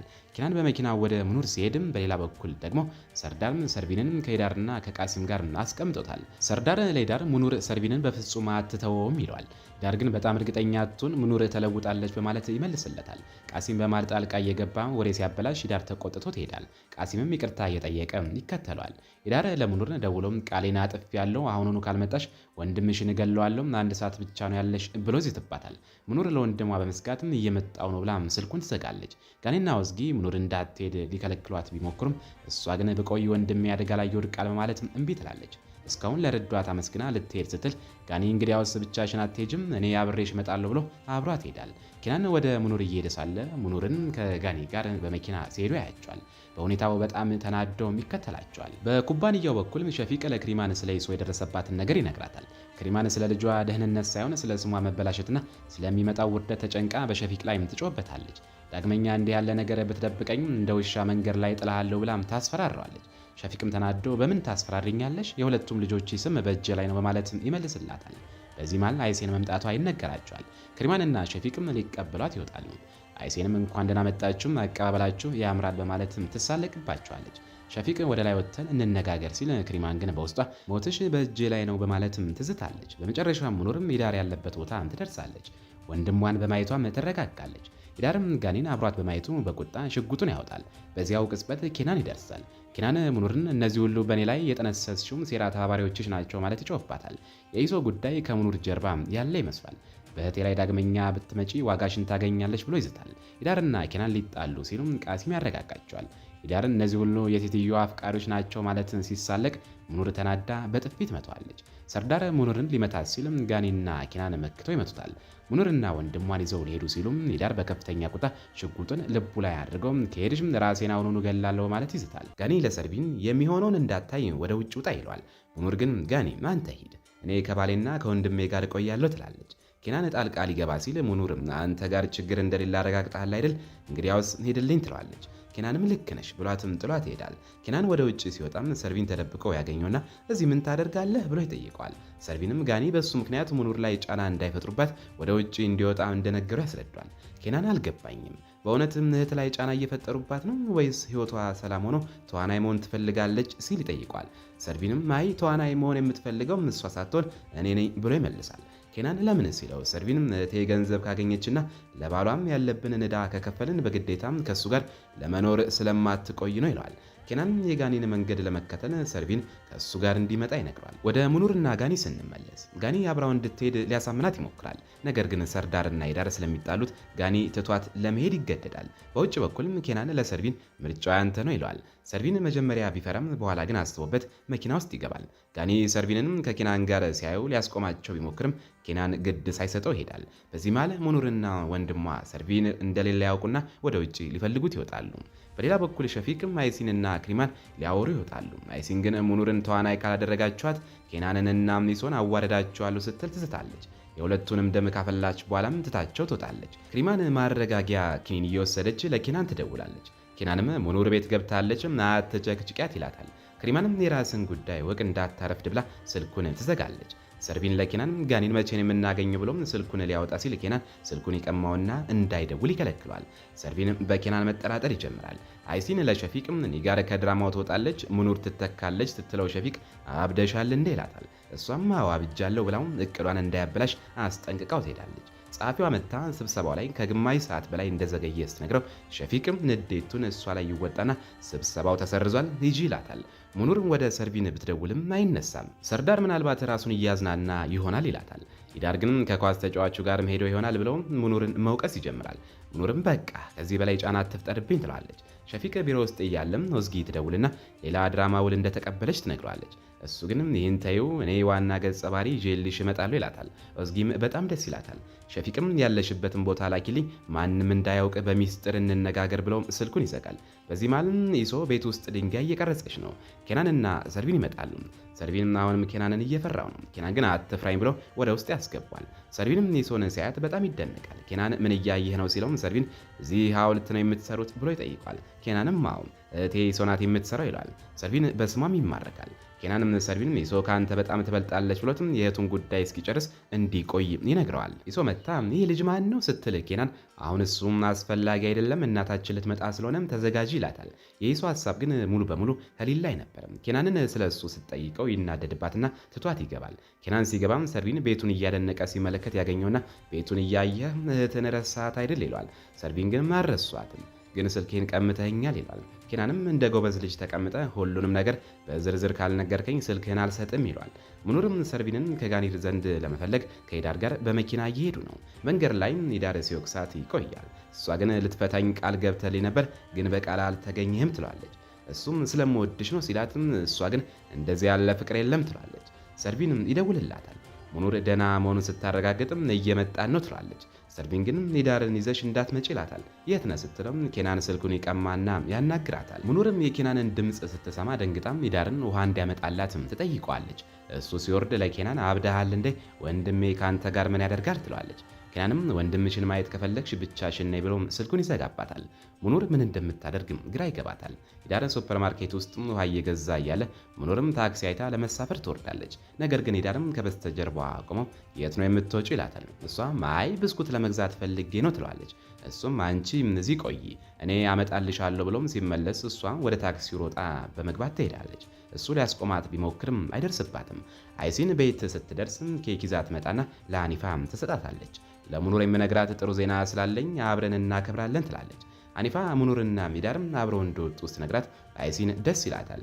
ያስማማቸው ትላለች። ሰርቪንም ስልኩ ላይ እየተጫወተ ነው።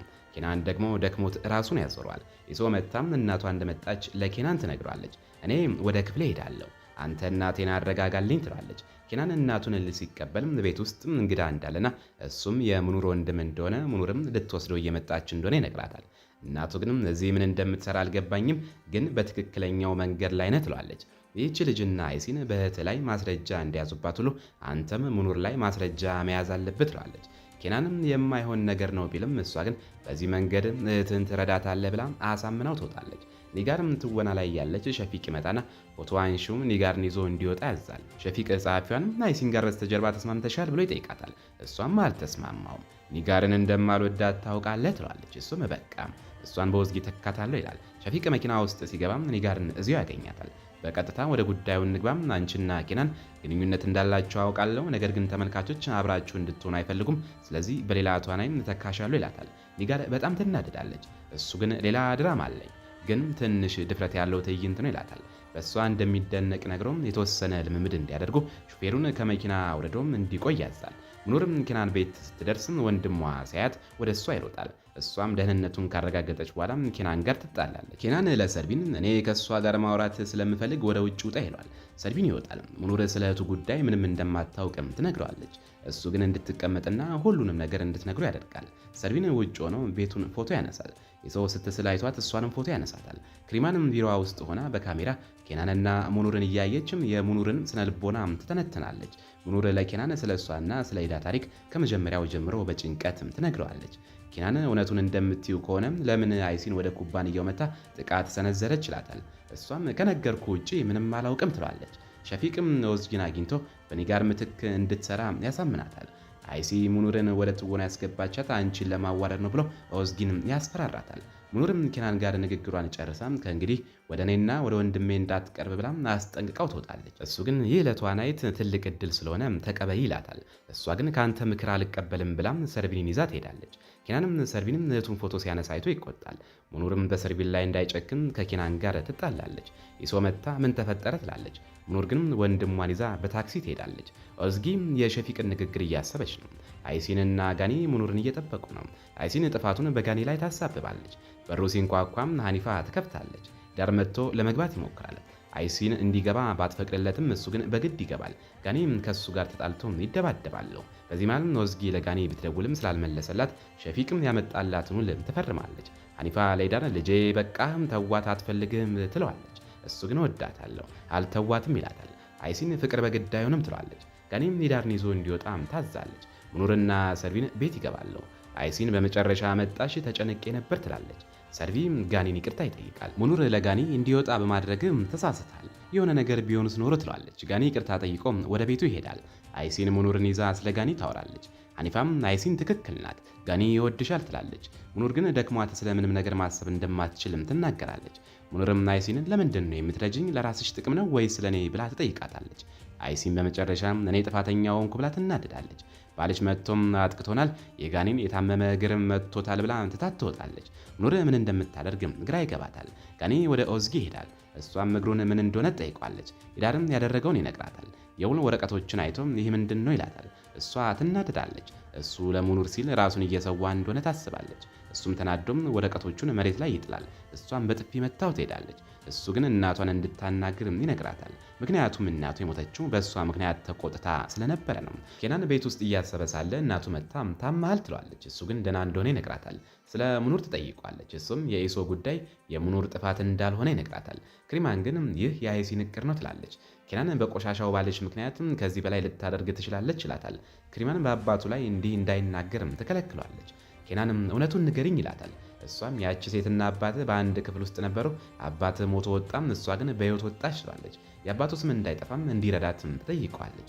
እሱ ግን በእኔ ምክንያትም አንዲት ሴት ሞታለች፣ አሁን ሌላኛዋን እንድጎዳም ትፈልጊያለሽ? እኔ ከዚህ ጨዋታ ወጥቻለሁ ብሎ ይሄዳል። ኢዳርም በአይሲን ቤት ፊት ለፊት ቆሟል።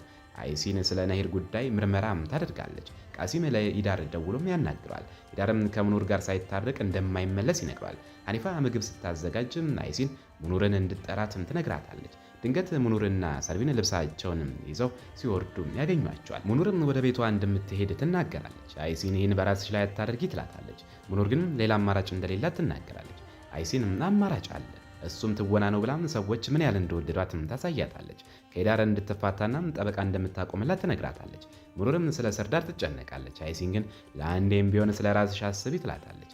አይሲን የነሂርን ፎቶ አሳይታም ራሷን እንዳጠፋችና መጨረሻ ላይም ከኬናን ጋር እንደነበረችም ትነግራታለች። ሙኑር ትደነግጣለች። አይሲን መብቷን ከነሱ ለማስመለስም ቆይታ እንደነበርና ሙኑር ስትመጣ ግን ብርታት እንደሆነቻት ትነግራታለች። ሙኑር በደስታ ታቅፋታለች። በዚህ ማለም የፖስታ ሰራተኛ መጥቶ ለአይሲን ደብዳቤ ይሰጣታል። ሀኒፋ ደብዳቤውን ስትከፍተው ይሶ ሐውልት ስትቀርጽ የሚያሳይ ፎቶዎችና አይሲን ቀድሞ የቀረጸቻቸውን ፎቶዎች በውስጡ ይገኛሉ። በሌላ በኩል ይሶም በክፍሏ ውስጥ ሆና ሙሉ በሙሉ ተስፋ ቆርጣ ታለቅሳለች። እናቷን ለምንድን ነው የማትወጂኝ? ምን አደረግኩኝ? ፈጣሪም የፈጠረው ፍጥረት ሁሉ ልጆቹን ይወዳል፣ አንቺ ግን ከቶ አትወጂኝም ትላታለች። ኬናንም እናቴን በስተትም ተረድተሻታል፣ ነይ እስኪ እንነጋገር ይላታል። ክሪማን ግን ይሶን እየገፋች ምንም አይነት ስብዕናም ሆነ ለራስሽ ክብር የሌለሽ ለምንድን ነው የምወድሽ ትላታለች። ኬናንም እናቱን ይቆጣና ሸፊቅ ይሶን ይዞ እንዲወጣ ያዟል። ኬናን እናቱን መውቀስ ይጀምራል። እህቴ ለደረሰችበት ሁኔታም ተጠያቂዋ አንቺ ነሽ ይላታል። እናቱ ግን ሁልጊዜ እሷ ጥፋተኛ መሆኗ እንደሰለቻትም ትነግረዋለች። ሙኑርን በመጠቀም እህቱን ማዳን የሚችልበት ብቸኛው መንገድ ይህ መሆኑን ትነግረዋለች። ኬናንም እሺ የምትዩን ሁሉም አደርጋለሁ ይላታል። ይሶ ተሰብራም እያለቀሰች ሳለም ሸፊቅም ያረጋጋታል። እሱና ኬናንም ከጎኗ እንደሆኑና እንደሚወዷት ይነግራታል። ይሶ በእውነት ትወደኛለህ ስትለው ሸፊቅም አዎ በእርግጥ ይላታል። ይሶም ወደ እሱ ለመጠጋት ስትሞክር ሸፊቅ ገልመጥ አድርጎ ይገፋታል። እኔ ያልኩትም እንዲህ አይነቱን ፍቅር አይደለም ይላታል። ያደረገችውን ነገር እንደሚረሳውና እሷም ረስታው እንድትረጋጋ ነግሯት ይሄዳል። ሸፊቅ መኪና ውስጥ ሊገባ ሲል አይሲን ደውላ ውሉ እንደደረሳትና እንደምታመሰግነው ትነግረዋለች። እሱ ግን በግዴታ እንደሆነ ይነግራታል። እሷ ግን ዋናው እኔ የፈለግኩት መሆኑ ነው ትለዋለች።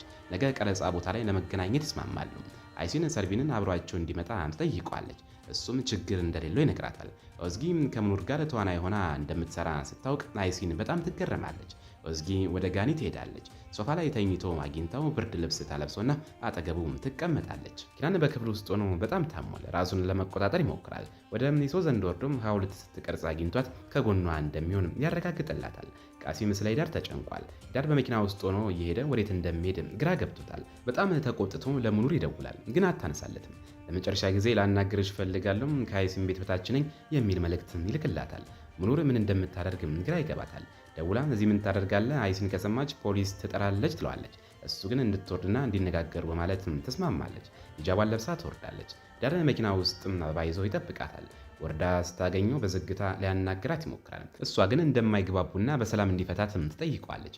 እሱም አበባ ሰጥቷት ይቅርታ ይጠይቃታል። ሊያቅፋት ሲሞክር እሷ ወደኋላ ትላለች። ደህና ነኝ ምንም አልሆንኩም ትለዋለች። እሱ ሌላ እድል እንድትሰጠው ቢጠይቃትም እሷ ግን እምቢ ትላለች።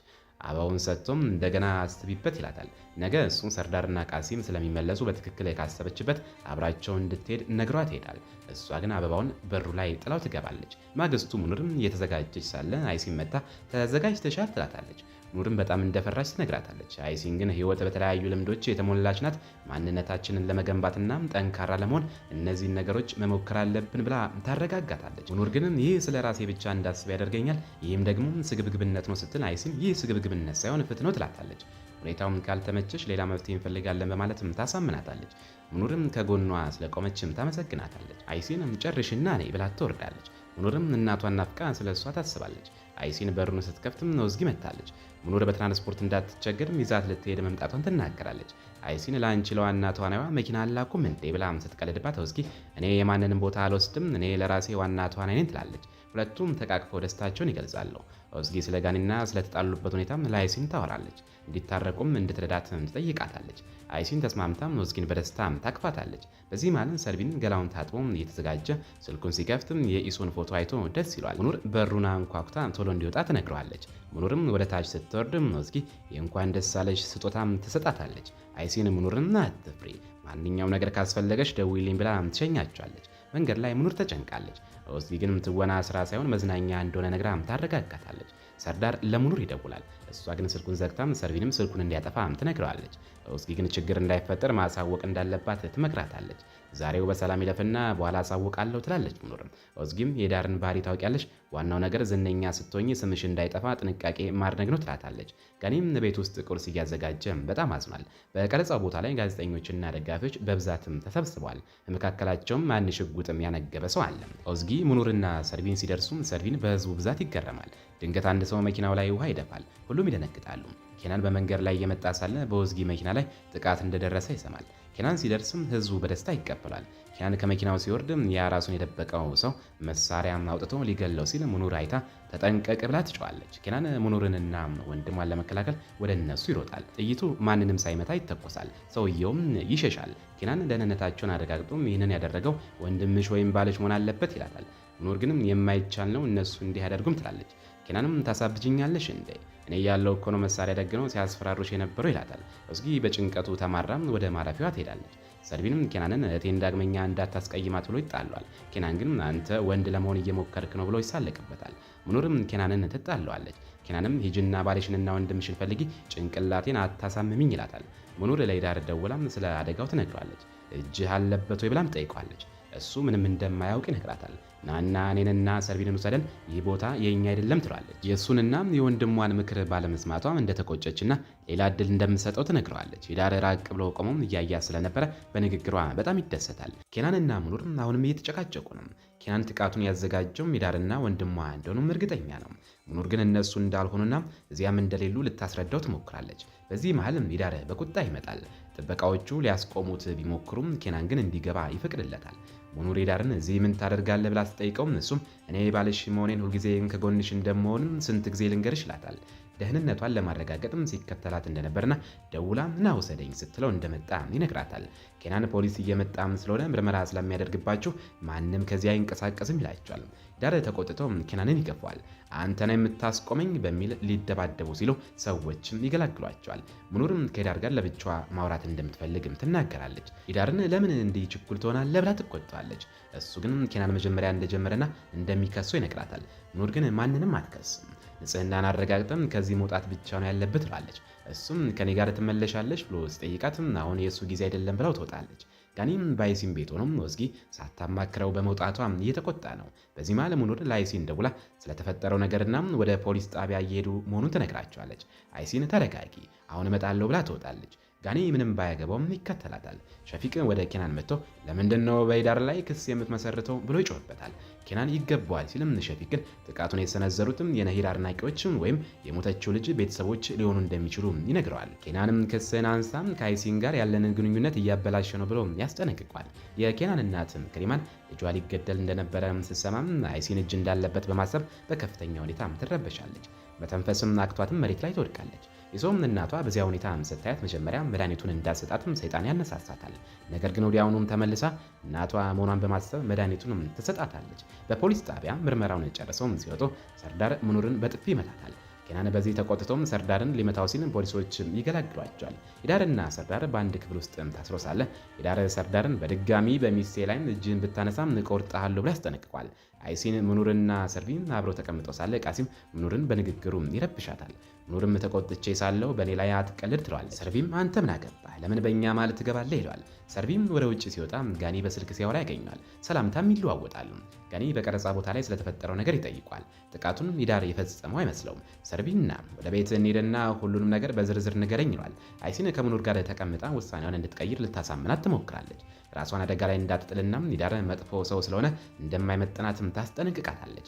ሙኑር ምን ማድረግ እንዳለባትም ግራ ይገባታል። በዚህ መሃል በር ይንኳኳል። አይሲን ጋኒ መሆን አለበት ትላለች። መሄድ እንዳለባትና ሙኑር በደንብ እንድታስብበት ነግራትም ትወጣለች። ቃሲም ኩሽና ውስጥ እየበላ ሳለ ሀኒፋ ስለ ሙኑር ቤተሰብ ትጠይቋለች። እሱም እናቷም አባቷም እንደሞቱ ይነግራታል። ሀኒፋም ሌላ እህት ወይም ወንድም የላትም ስትል የላትም ይላታል። ስለ ሂዳር ስትጠይቀው እሱ ትልቅ ቤተሰብ አለው፣ ግን በመሃላቸው ብዙ ችግር አለም። አባቴ የቤተሰቦቹ ሹፌር ነበረ፣ ሁለቱም በአንድ አደጋ ነው የሞቱት ይላታል። ክሪማን ለኬናን ለሸፊቅ ንገረውና ጥይት የማይበሳው መኪና ይግዛለት ትለዋለች።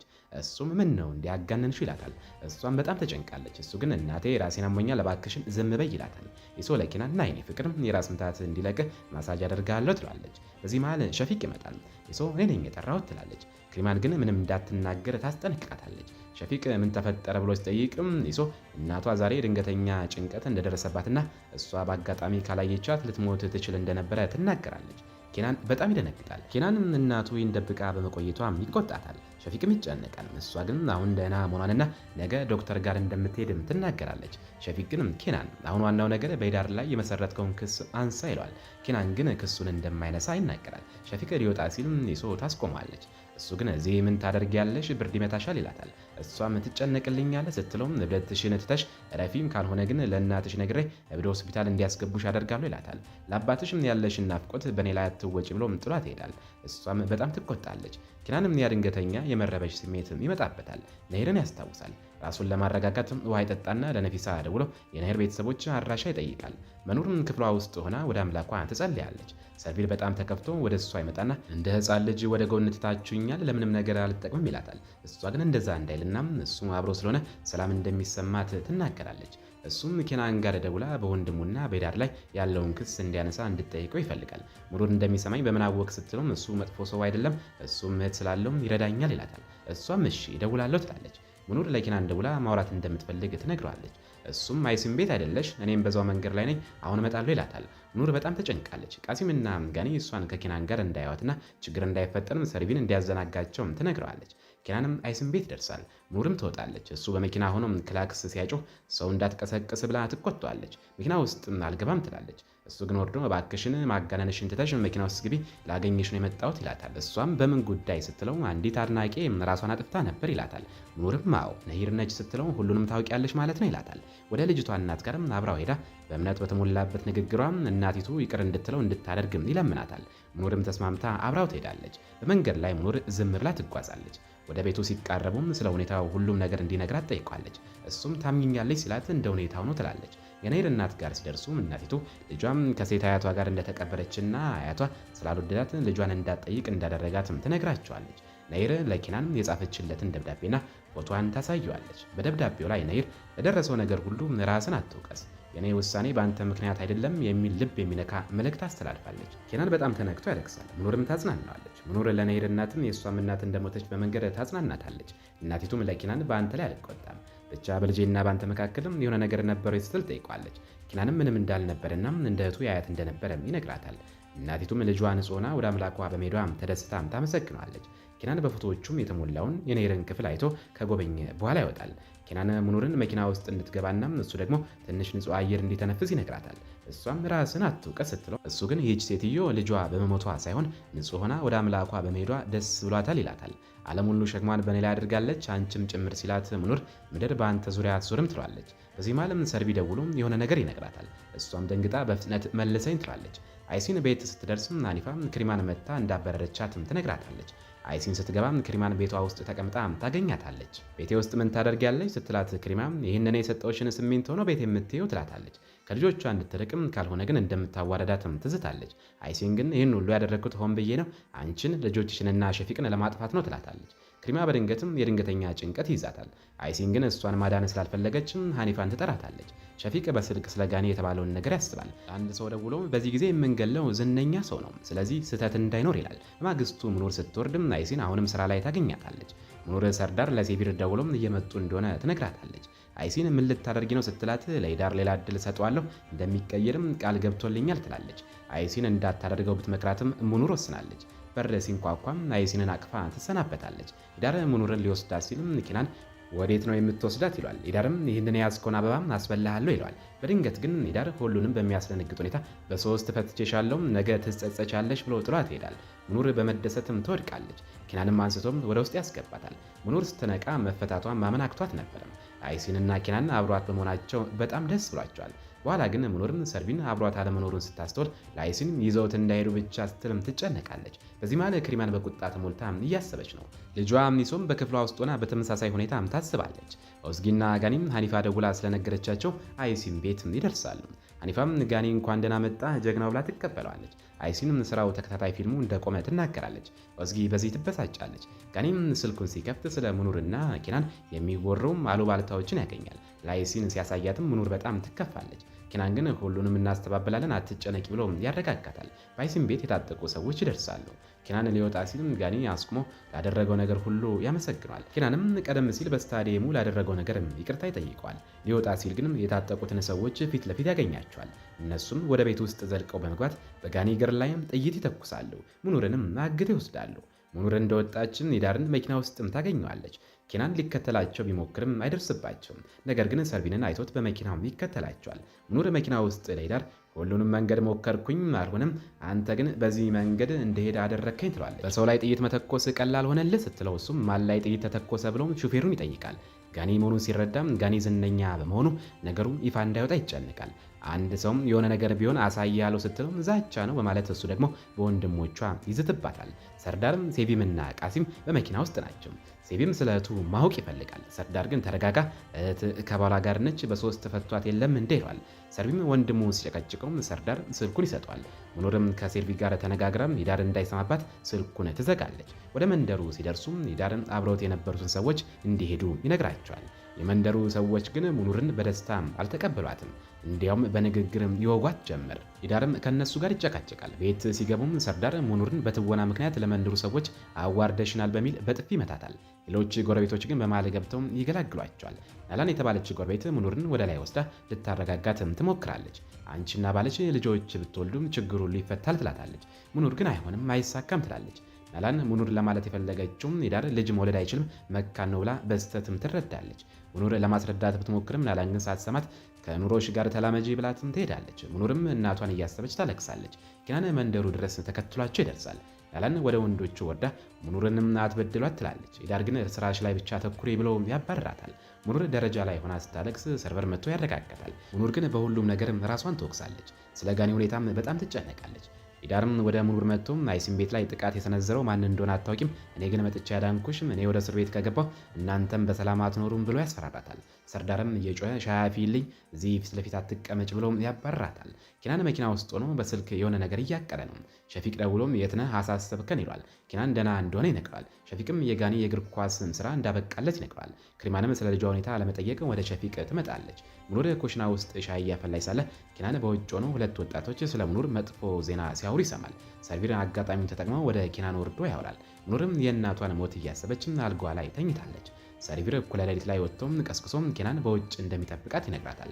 ሙኑር ደንግጣ ወደ እሱ ትወርዳለች። ኪናን ስለ አንቺ አሳስቦ ነው የመጣሁት ይላታል። ሙኑር ስለ ጋኒ ራሷን ትወቅሳለች። ኪናን ግን ከኔ ጋርና ከሰርቪን ጋር አምልጪ ይላታል። እሷ ግን አይሆንም ብላ ልትወርድ ስትል እጇን ይዞ በድጋሚ አስቢበት ይላታል። ለምን እንዴት ታደርጋለህ ስትለው አላውቅም የምለው የለኝም ይላታል። ጠዋት ላይ ሰርዳር ከመንደሩ ለመውጣት ይወስናል። ሙኑር ግን መጀመሪያ የእናቷን መቃብር መጎብኘት እንደምትፈልግ ትነግረዋለች። መቃብሩ ጋር ሲደርሱ ሙኑር እያለቀሰች ሳለ አንድ ትንሽ ልጅ መጥቶም ደብዳቤ ይሰጣታል። ደብዳቤው ከኪናን የተላከ ሲሆን ስለደረሰባት ነገር ሁሉ ይቅርታ ጠይቆ ወደ ኢስታንቡል እንደሚመለስ ይነግራታል። ሙኑር ወደ ቤት ስትመለስ ሰርዳር የሰዎች ወሬ ስላስቸገረው ወደ ኢስታንቡል እንድትመለስም እቃዎቿን አዘጋጅቶ ይጠብቃታል። ሙኑር ሰርቪር አብሯት እንዲሄድ ትፈልጋለች። ሂዳር ግን በግድ እየጎተተ መኪና ውስጥ ያስገባት ጀመረ። ሙኑርም እየጮች ሳለ በድንገት ኬናን ይደርስና የሂዳርን እጅ ይዞ ይመተዋል። ሰዎች ሲሰበሰቡ ኬናን ይህ ሰው ባሉ አይደለም በይፋ ፈቷታል ይላል። በመቀጠልም በሁሉም ሰው ፊት ታላቁን ሚስጥር ይፋ ያደርጋል። እኔና ሙኑር እንዋደዳለን። ኬናንም እጁን ወደ ሙኑር ዘርግቶ ከኔ ጋር ነይ ይላታል። ሙኑር በድንጋጤ ተውጣ ምን እንደምታደርግ ግራ ይገባል። እዚህ ጋር ሙኑርም ከኬናን ጋር በመኪና ውስጥ ትሆናለች። እሱም በጣም ደስተኛው ነው። የመኪናውን ጥሩምባ ክላክስ ሲያሰማ ነበር። ሙኑርም ዝም በል እንጂ ሰው እንዳይታዘበን እያለች በጣም ተጨንቃና ፈርታ ነበር። እሷም አሁን ምን ልናደርግ ነው ብላ ስትጠይቀው እሱ ግን አሁን ያለሽበትን ቅጽበትን ተደሰችበት፣ ስለሚመጣው ነገር አታስብ እያለ ያስቃት ነበር። በሌላ በኩል ይሶም ሸፊቅን በቤቱ ደጃፍ ላይ እየጠበቀችው ነበር። እንደመጣ ስለ ወንድሟ ጠየቀችው። እሱ ግን እስካሁን ምንም እንደማያውቅ ነገራል። ኢሶ በሸፊቅ ላይ ላደረገችው ነገር ይቅርታ ጠየቀችው። አባቷ ከሞተ በኋላ ሁልጊዜ ከጎናቸው እንደነበርና ምንም መጥፎ ነገር እንደማይገባው ነገረችው። ይቅርታ እንዲያደርግላት እየለመነችው ታለቅስ ነበር። ሸፊቅም ይቅር አላትና ያረጋጋት ጀመረ። ከዚያም ወደ ውስጥ ገባ። ክሪማ በቤቱ ግቢ ውስጥ አዝና ተቀምጣ ነበር። ሸፊቅ ወደ እሷ ሲገባ ስታዩም ስለ ኬናን አዲስ ወሬ ያለው ብላ ጠየቀችው። እሱም የለም አላት። እሷም በጣም ተቆጥታም እንዴት አለችም። እሱም ልጅሽ በፍቅር ወድቋል አላት። እሷ ግን አይሆንም ልጄ በፍቅር ምክንያትም እኔን አሳልፎ አይሰጠኝም አለች። የኬናንን ቦታ ለማወቅም አይሲንን አግኝቶ ሙኑር የት እንዳለች እንዲጠይቅ ተማጸነችው። እሱ ግን አይሲንም ከጋኒ ጋር ሆስፒታል እንደሆነችና እሱም ወደ እሷ እየሄደ መሆኑን ነገራትና ለመሄድ ተነሳ። እዚህ ጋርም ኬናንና ሙኑርም ቁርስ ለመብላት ወደ አንድ ምግብ ቤት ሄደው ነበር። ሙኑርም ከሂዳርም ሰርዳርና ቃሲም ጋር በመኪና ውስጥ ላለው ሰርቨርም ደወለችለት። ሂዳርም ምንም አይነት ነገር ቢናገር ሰርዳርን እንደሚገለው ዛተበት። ሰርቨርም ለደወለችለት ሙኑር መልስ ለመስጠት ተገደደና የት ነሽ አላት። እሷም እስካሁን የት እንደምሆነ አልወሰንኩም፣ እንዳረፍኩ አሳውቃለሁ አለችም። እሱም እሺ ግን ኢዳር እንዳይከተልሽም ተጠንቀቂ አላትና ወዲያውኑ ዘጋው። ኢዳርም በጣም ተቆጥቶ ይጮህበት ነበር። ሙኑርም ከኬናን ጋር ወደ ምግብ ቤቱ ገባች። እሱ ግን ሙሉ ትኩረቱ ምግብ ላይ ነበር። እሷም አብረን እቅድ እናውጣ ስትለውም እሱ እኔ ስመገብ ማሰብ ወዳለሁ አላት። ምንም የሚያስጨንቅ ነገር እንደሌለ ለማሳየት በጣም ቀዝቃዛ ሆነው ይታይ ነበር። ሆስፒታል ውስጥም አይሲንና ወዝጊ ከጋኒ ጋር ተቀምጠው ሳለም ሀኒፋ ምግብ ይዛላቸው መጣች።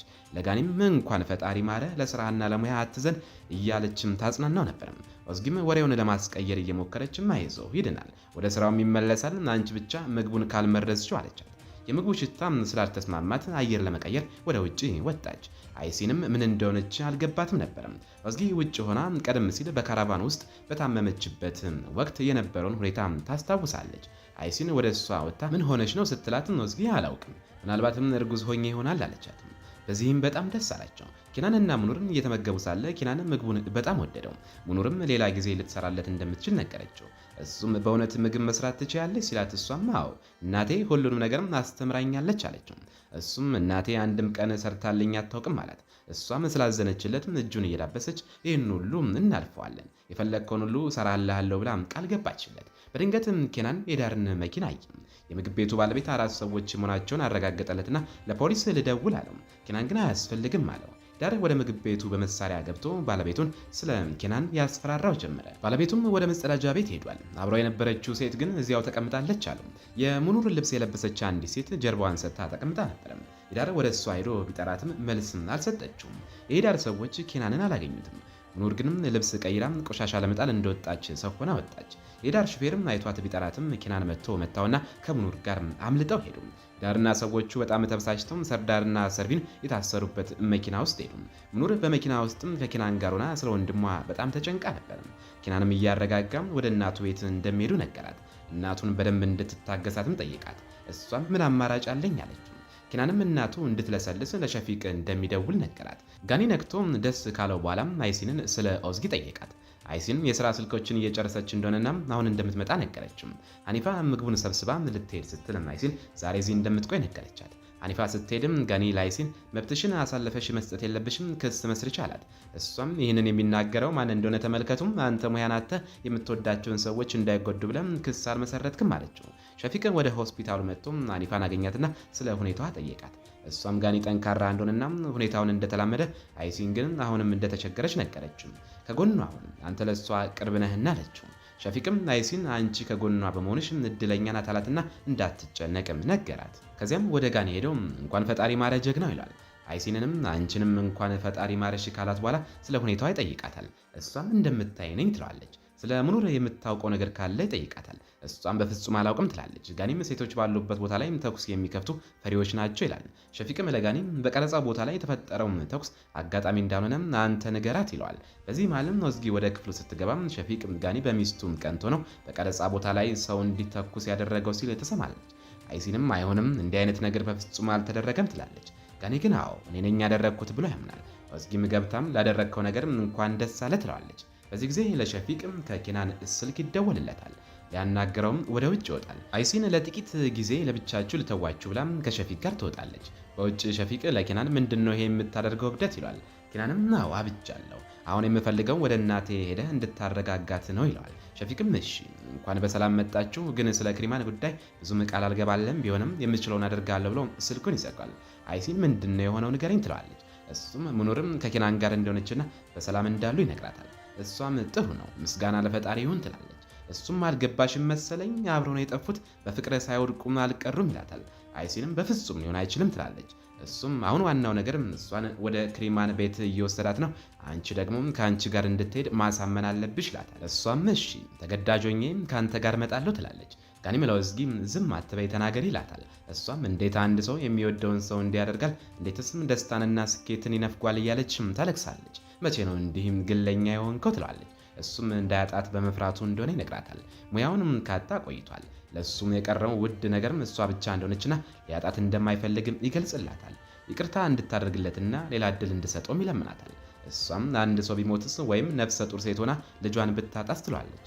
እሱም በጣም እንደተቆጨ ይነግራታል።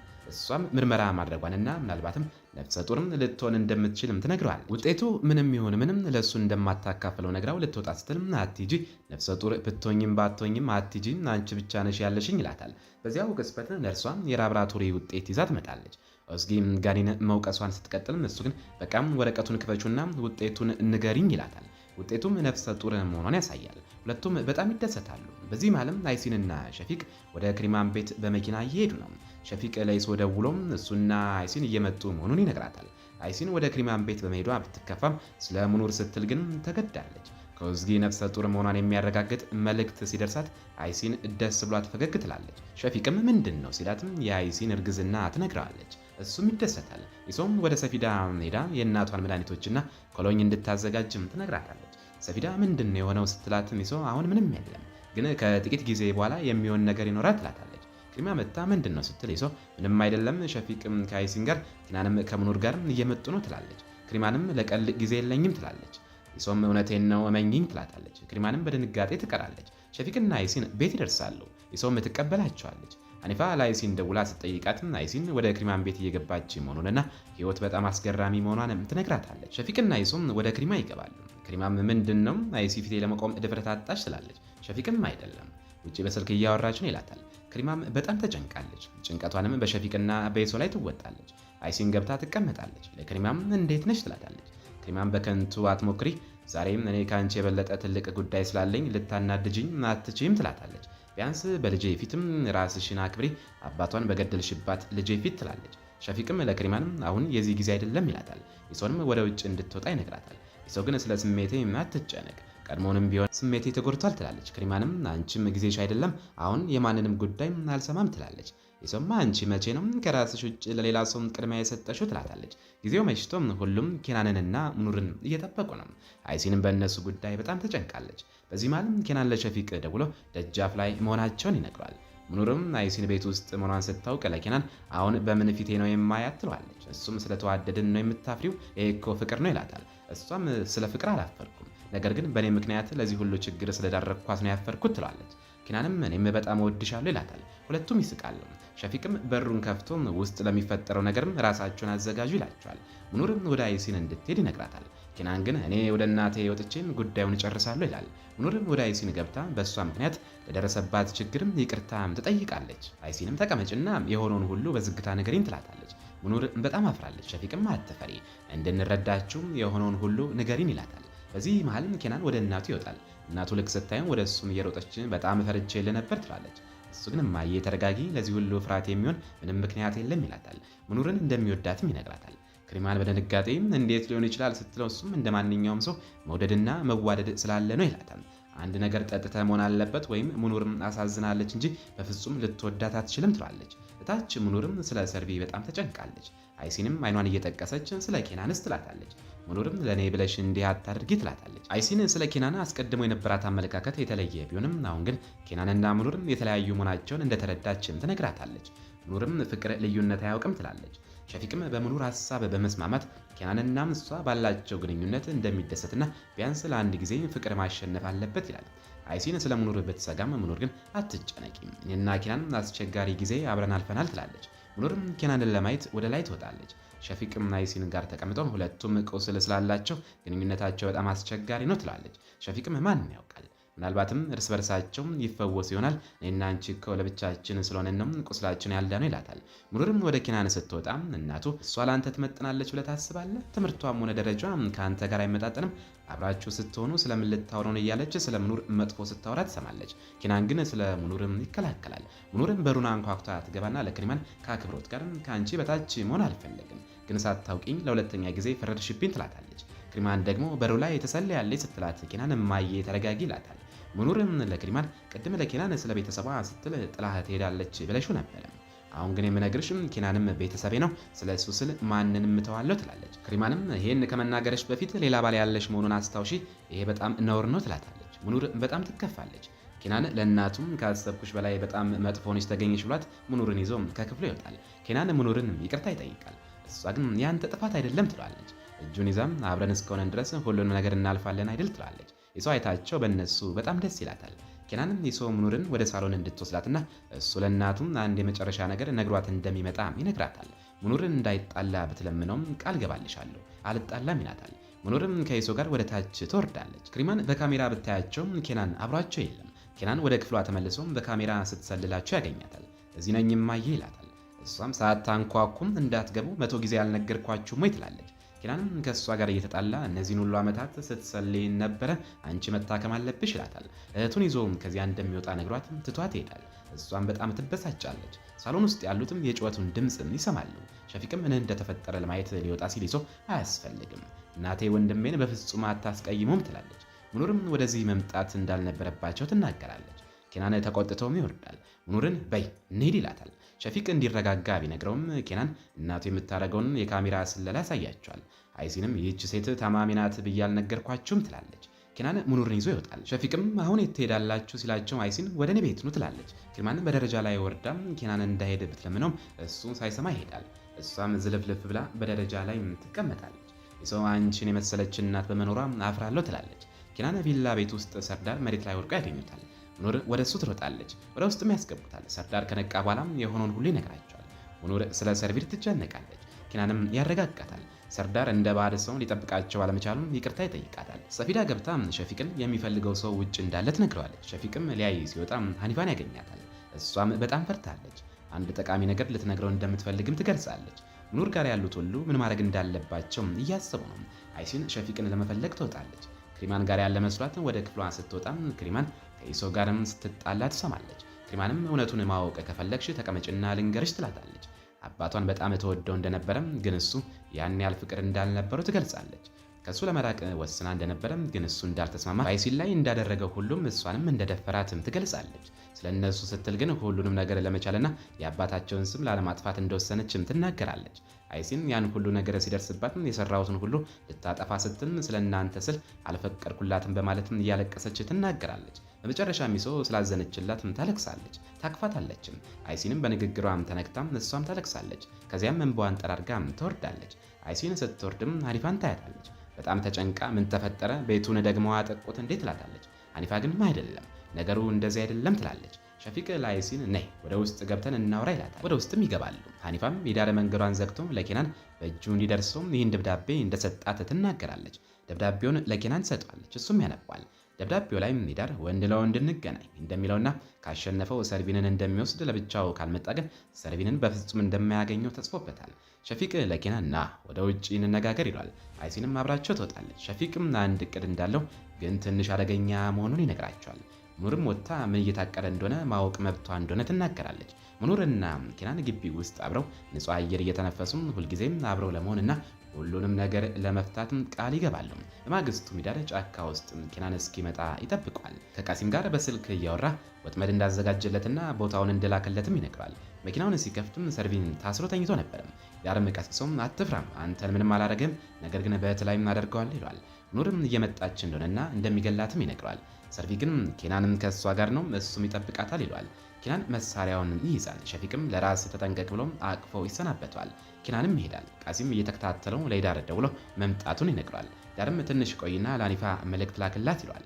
በዚህ ሰዓት ሙኑር በጣም ተጨንቃለች። በዙሪያ ያሉት ሁሉ በጭንቀት ላይ ናቸው። ሸፊቅ ገብቶም ኬናን መሄዱን ይነግራታል። ሀኒፋ ቀደም ብሎም የሆነውን ታስታውሳለች።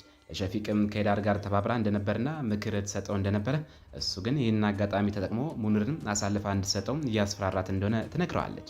እሷ ግን ይህን ማድረግ አልፈለገችም። ሸፊቅም መፍትሄ እንፈልጋለን ብሎ ያረጋጋታል። ሀኒፋ ወደ አሁኑ ጊዜ ትመለስና አይሲንን ባለማወቅ ላደረግኩ ስህተትም አትዘኝብኝ፣ ይቅርታ አድርጊልኝ ትላታለች። አይሲንም ምንም አላደረግሽም የኔ እህት፣ ራስሽን አትውቀሺ፣ ሁሉም ነገር በሰላም ያልፋል በማለትም ታጽናናታለች። በዚህ መሃል ለሀኒፋ መልእክት ይደርሳታል። መልእክቱም ሙኑርን ይዘሽም ወደዚህ ነይና ሰርቪኑ ሰጂ የሚል ነበር። ሙኑርም እሺ እንሄድ ትላለች። ሰርዳር አብሮ ለመሄድ ቢፈልግም ሸፊቅ ግን አይሆንም፣ ሁሉንም ነገር አዘጋጅቻለሁ፣ ማንም እንዳይጨነቅ ብሎ ያስቀረዋል። አይሲን ሙኑርን አቅፋ ራስሽን ጠብቂ ትላታለች። ሙኑርና ሀኒፋ አብሮ ይሄዳሉ። ዳር እየጠበቃቸው ሳለ ለኬናን ይደውላል። ኬናን ትንሽ ታገስ ሲለው ዳር ስለናፈከኝ ነው በሰላም ና ይሏል። ሀኒፋና ሙኑር ደርሶም ከቃሲም ጋር መኪና ውስጥ ይገባሉ። ቃሲም ብዙ እያወራ ሊያስጨንቃቸው ሲሞክር ሙኑር ተው፣ ምንም ሳታወራ ወደ ወንድሜ ውሰደኝ፣ አሁን ሌላ ወሬ አንፈልግም ትላለች። በዚህ ማለም ክሪማን ወደ ሳሎኑ ወርዳም አይሲንን ስታያት ትገረማለች። ይህች ሴትዮ በቤቴ ውስጥ ነው ያደረችው ትላለች። ሸፊቅ ግን ክሪማ አሁን የዚህ ወሬ ጊዜ አይደለም ብሎ ያቋርጣታል። መንገድ ላይም ሀኒፋ ፈርታ ስለነበረም ቃሲም ግማሽ መንገድ ላይ እንዲያወርዳት ጠይቃለች። ሙኑርም እኔን አይደል የፈለጋችሁት እሷን አወርዳት ትላለች። ሀኒፋ ካልወረድኩም ራሴን ከመኪና አወረውራለሁ ስትል ቃሲም መኪናውን ያቆማል። ነገር ግን በድንገትም ኬናንና ሰዎቹ ከፊት ለፊታቸው መሳሪያ ይዘው ይጠብቋቸዋል። ኬናን መኪና ውስጥ ገብቶም ቃሲምን ጉዞን ቀጥል ካልሆነ እገልሃለሁ ይሏል። ቃሲምም ተገዶም ጉዞን ይቀጥላል። የዳርም ኬናን እስካሁን ባለመምጣቱ ለሰዎቹ መንገድ ላይ መጨናነቅ ሳይኖር አይቀርም ይላቸዋል። ከዚያም ለቃሲም ይደውላል። ሙኑር ለይዳር የወንድሜን ድምፅ አሰማኝ ትላለች። ይዳር ግን ስትመጪ ትሰሚዋለሽ ይላታል። ለቃሲምም ኬናን እስካሁን አልመጣም፣ መንገድ ላይ አግተውት ይሆናል ይላታል። ኬናንም ቃሲምን አንዲት ስህተት ብትሰራ ዋጋም ሕይወት ነው ብሎ ያስጠነቅቀዋል። ሄዳር ወዳለበት ቦታ ሲደርሱም ከቃሲም መኪና ውስጥ አንድ ሰው ወርዶም ከሄዳር ጋር የነበረውን ሰው እግሩ ላይ ይተኩስበታል። ኬናን ከመኪና ወርዶም ቃሲምን ይይዟል። ሄዳር ብትጠጋ እገልሃለሁ፣ አንተንም እገልሃለሁ ይለዋል። ሄዳር ግን በቃሲም እግር ላይ ይተኩሳል። ሄዳርም ኬናን መሳሪያውን እንዲያወርድ ያዟል። ሙኑርም ስለ ኬናን ተጨንቃ ከመኪና ትወርዳለች። እባክህ ልቀቀው፣ እሱ ምንም ጥፋት የለበትም ትላለች። ሄዳር ግን እሱንም ሰርቪን እገልሃለሁ ይላታል። ከዚያም ሰርቪንን እየፈታ ሂድና እህትን ተሰናበት ይለዋል። ሙኑር ለሄዳር እኔ ምንም የሰራሁት ስህተት የለም፣ ልክ እንደ ማንኛውም ሰው ወደድኩ ተዋደድኩ ትለዋለች። ሄዳር ግን በቁጣ ተሞልቶ ሊገላቸው ሲል ቃሲም ትከሻው ላይ ይተኩስበታል። ፖሊሶች ይደርሳሉ። ኬናን፣ ሙኑርና ሰርቪ በሰላም ይተርፋሉ። ሸፊቅ የምስራቹን ይሰማል። በዙሪያው ያሉት ሁሉም በደስታ ይፈነጥዛሉ። ከ6 ወራት በኋላ ክሪማ በቤቷ የአትክልት ስፍራ ባህሩን እያየች ሳለም ናይሲን መታ ልጅሽ ዛሬ ሊያገባ ነውና ከሁኔታው ጋር ተላመጅ ትላታለች። ክሪማን ቅናት ይዞሻል? የኔ ፍቃድ ባይሆን ኖሮ ይሄ ጋብቻ አይፈጸምም ነበር ስትላትም ናይሲን እኔም ዝም አልልሽም ነበር፣ ልክ ባለፉት ዓመታት እንደማደርገውም ቆረቁርሽ ነበር ማለት በፈገግታ ትመልስላታለች። ክሪማን በመጨረሻ አመንሽ ትላታለች። አይሲንም ክሪማን ላይ ለደረሰው ሁሉ ይቅርታ ትጠይቃለች። ክሪማንም ልጄ በሚያገባበት ቀን ልታስለቅሽ ነው በማለት በሁኔታው እንደተነካች ትገልጻለች።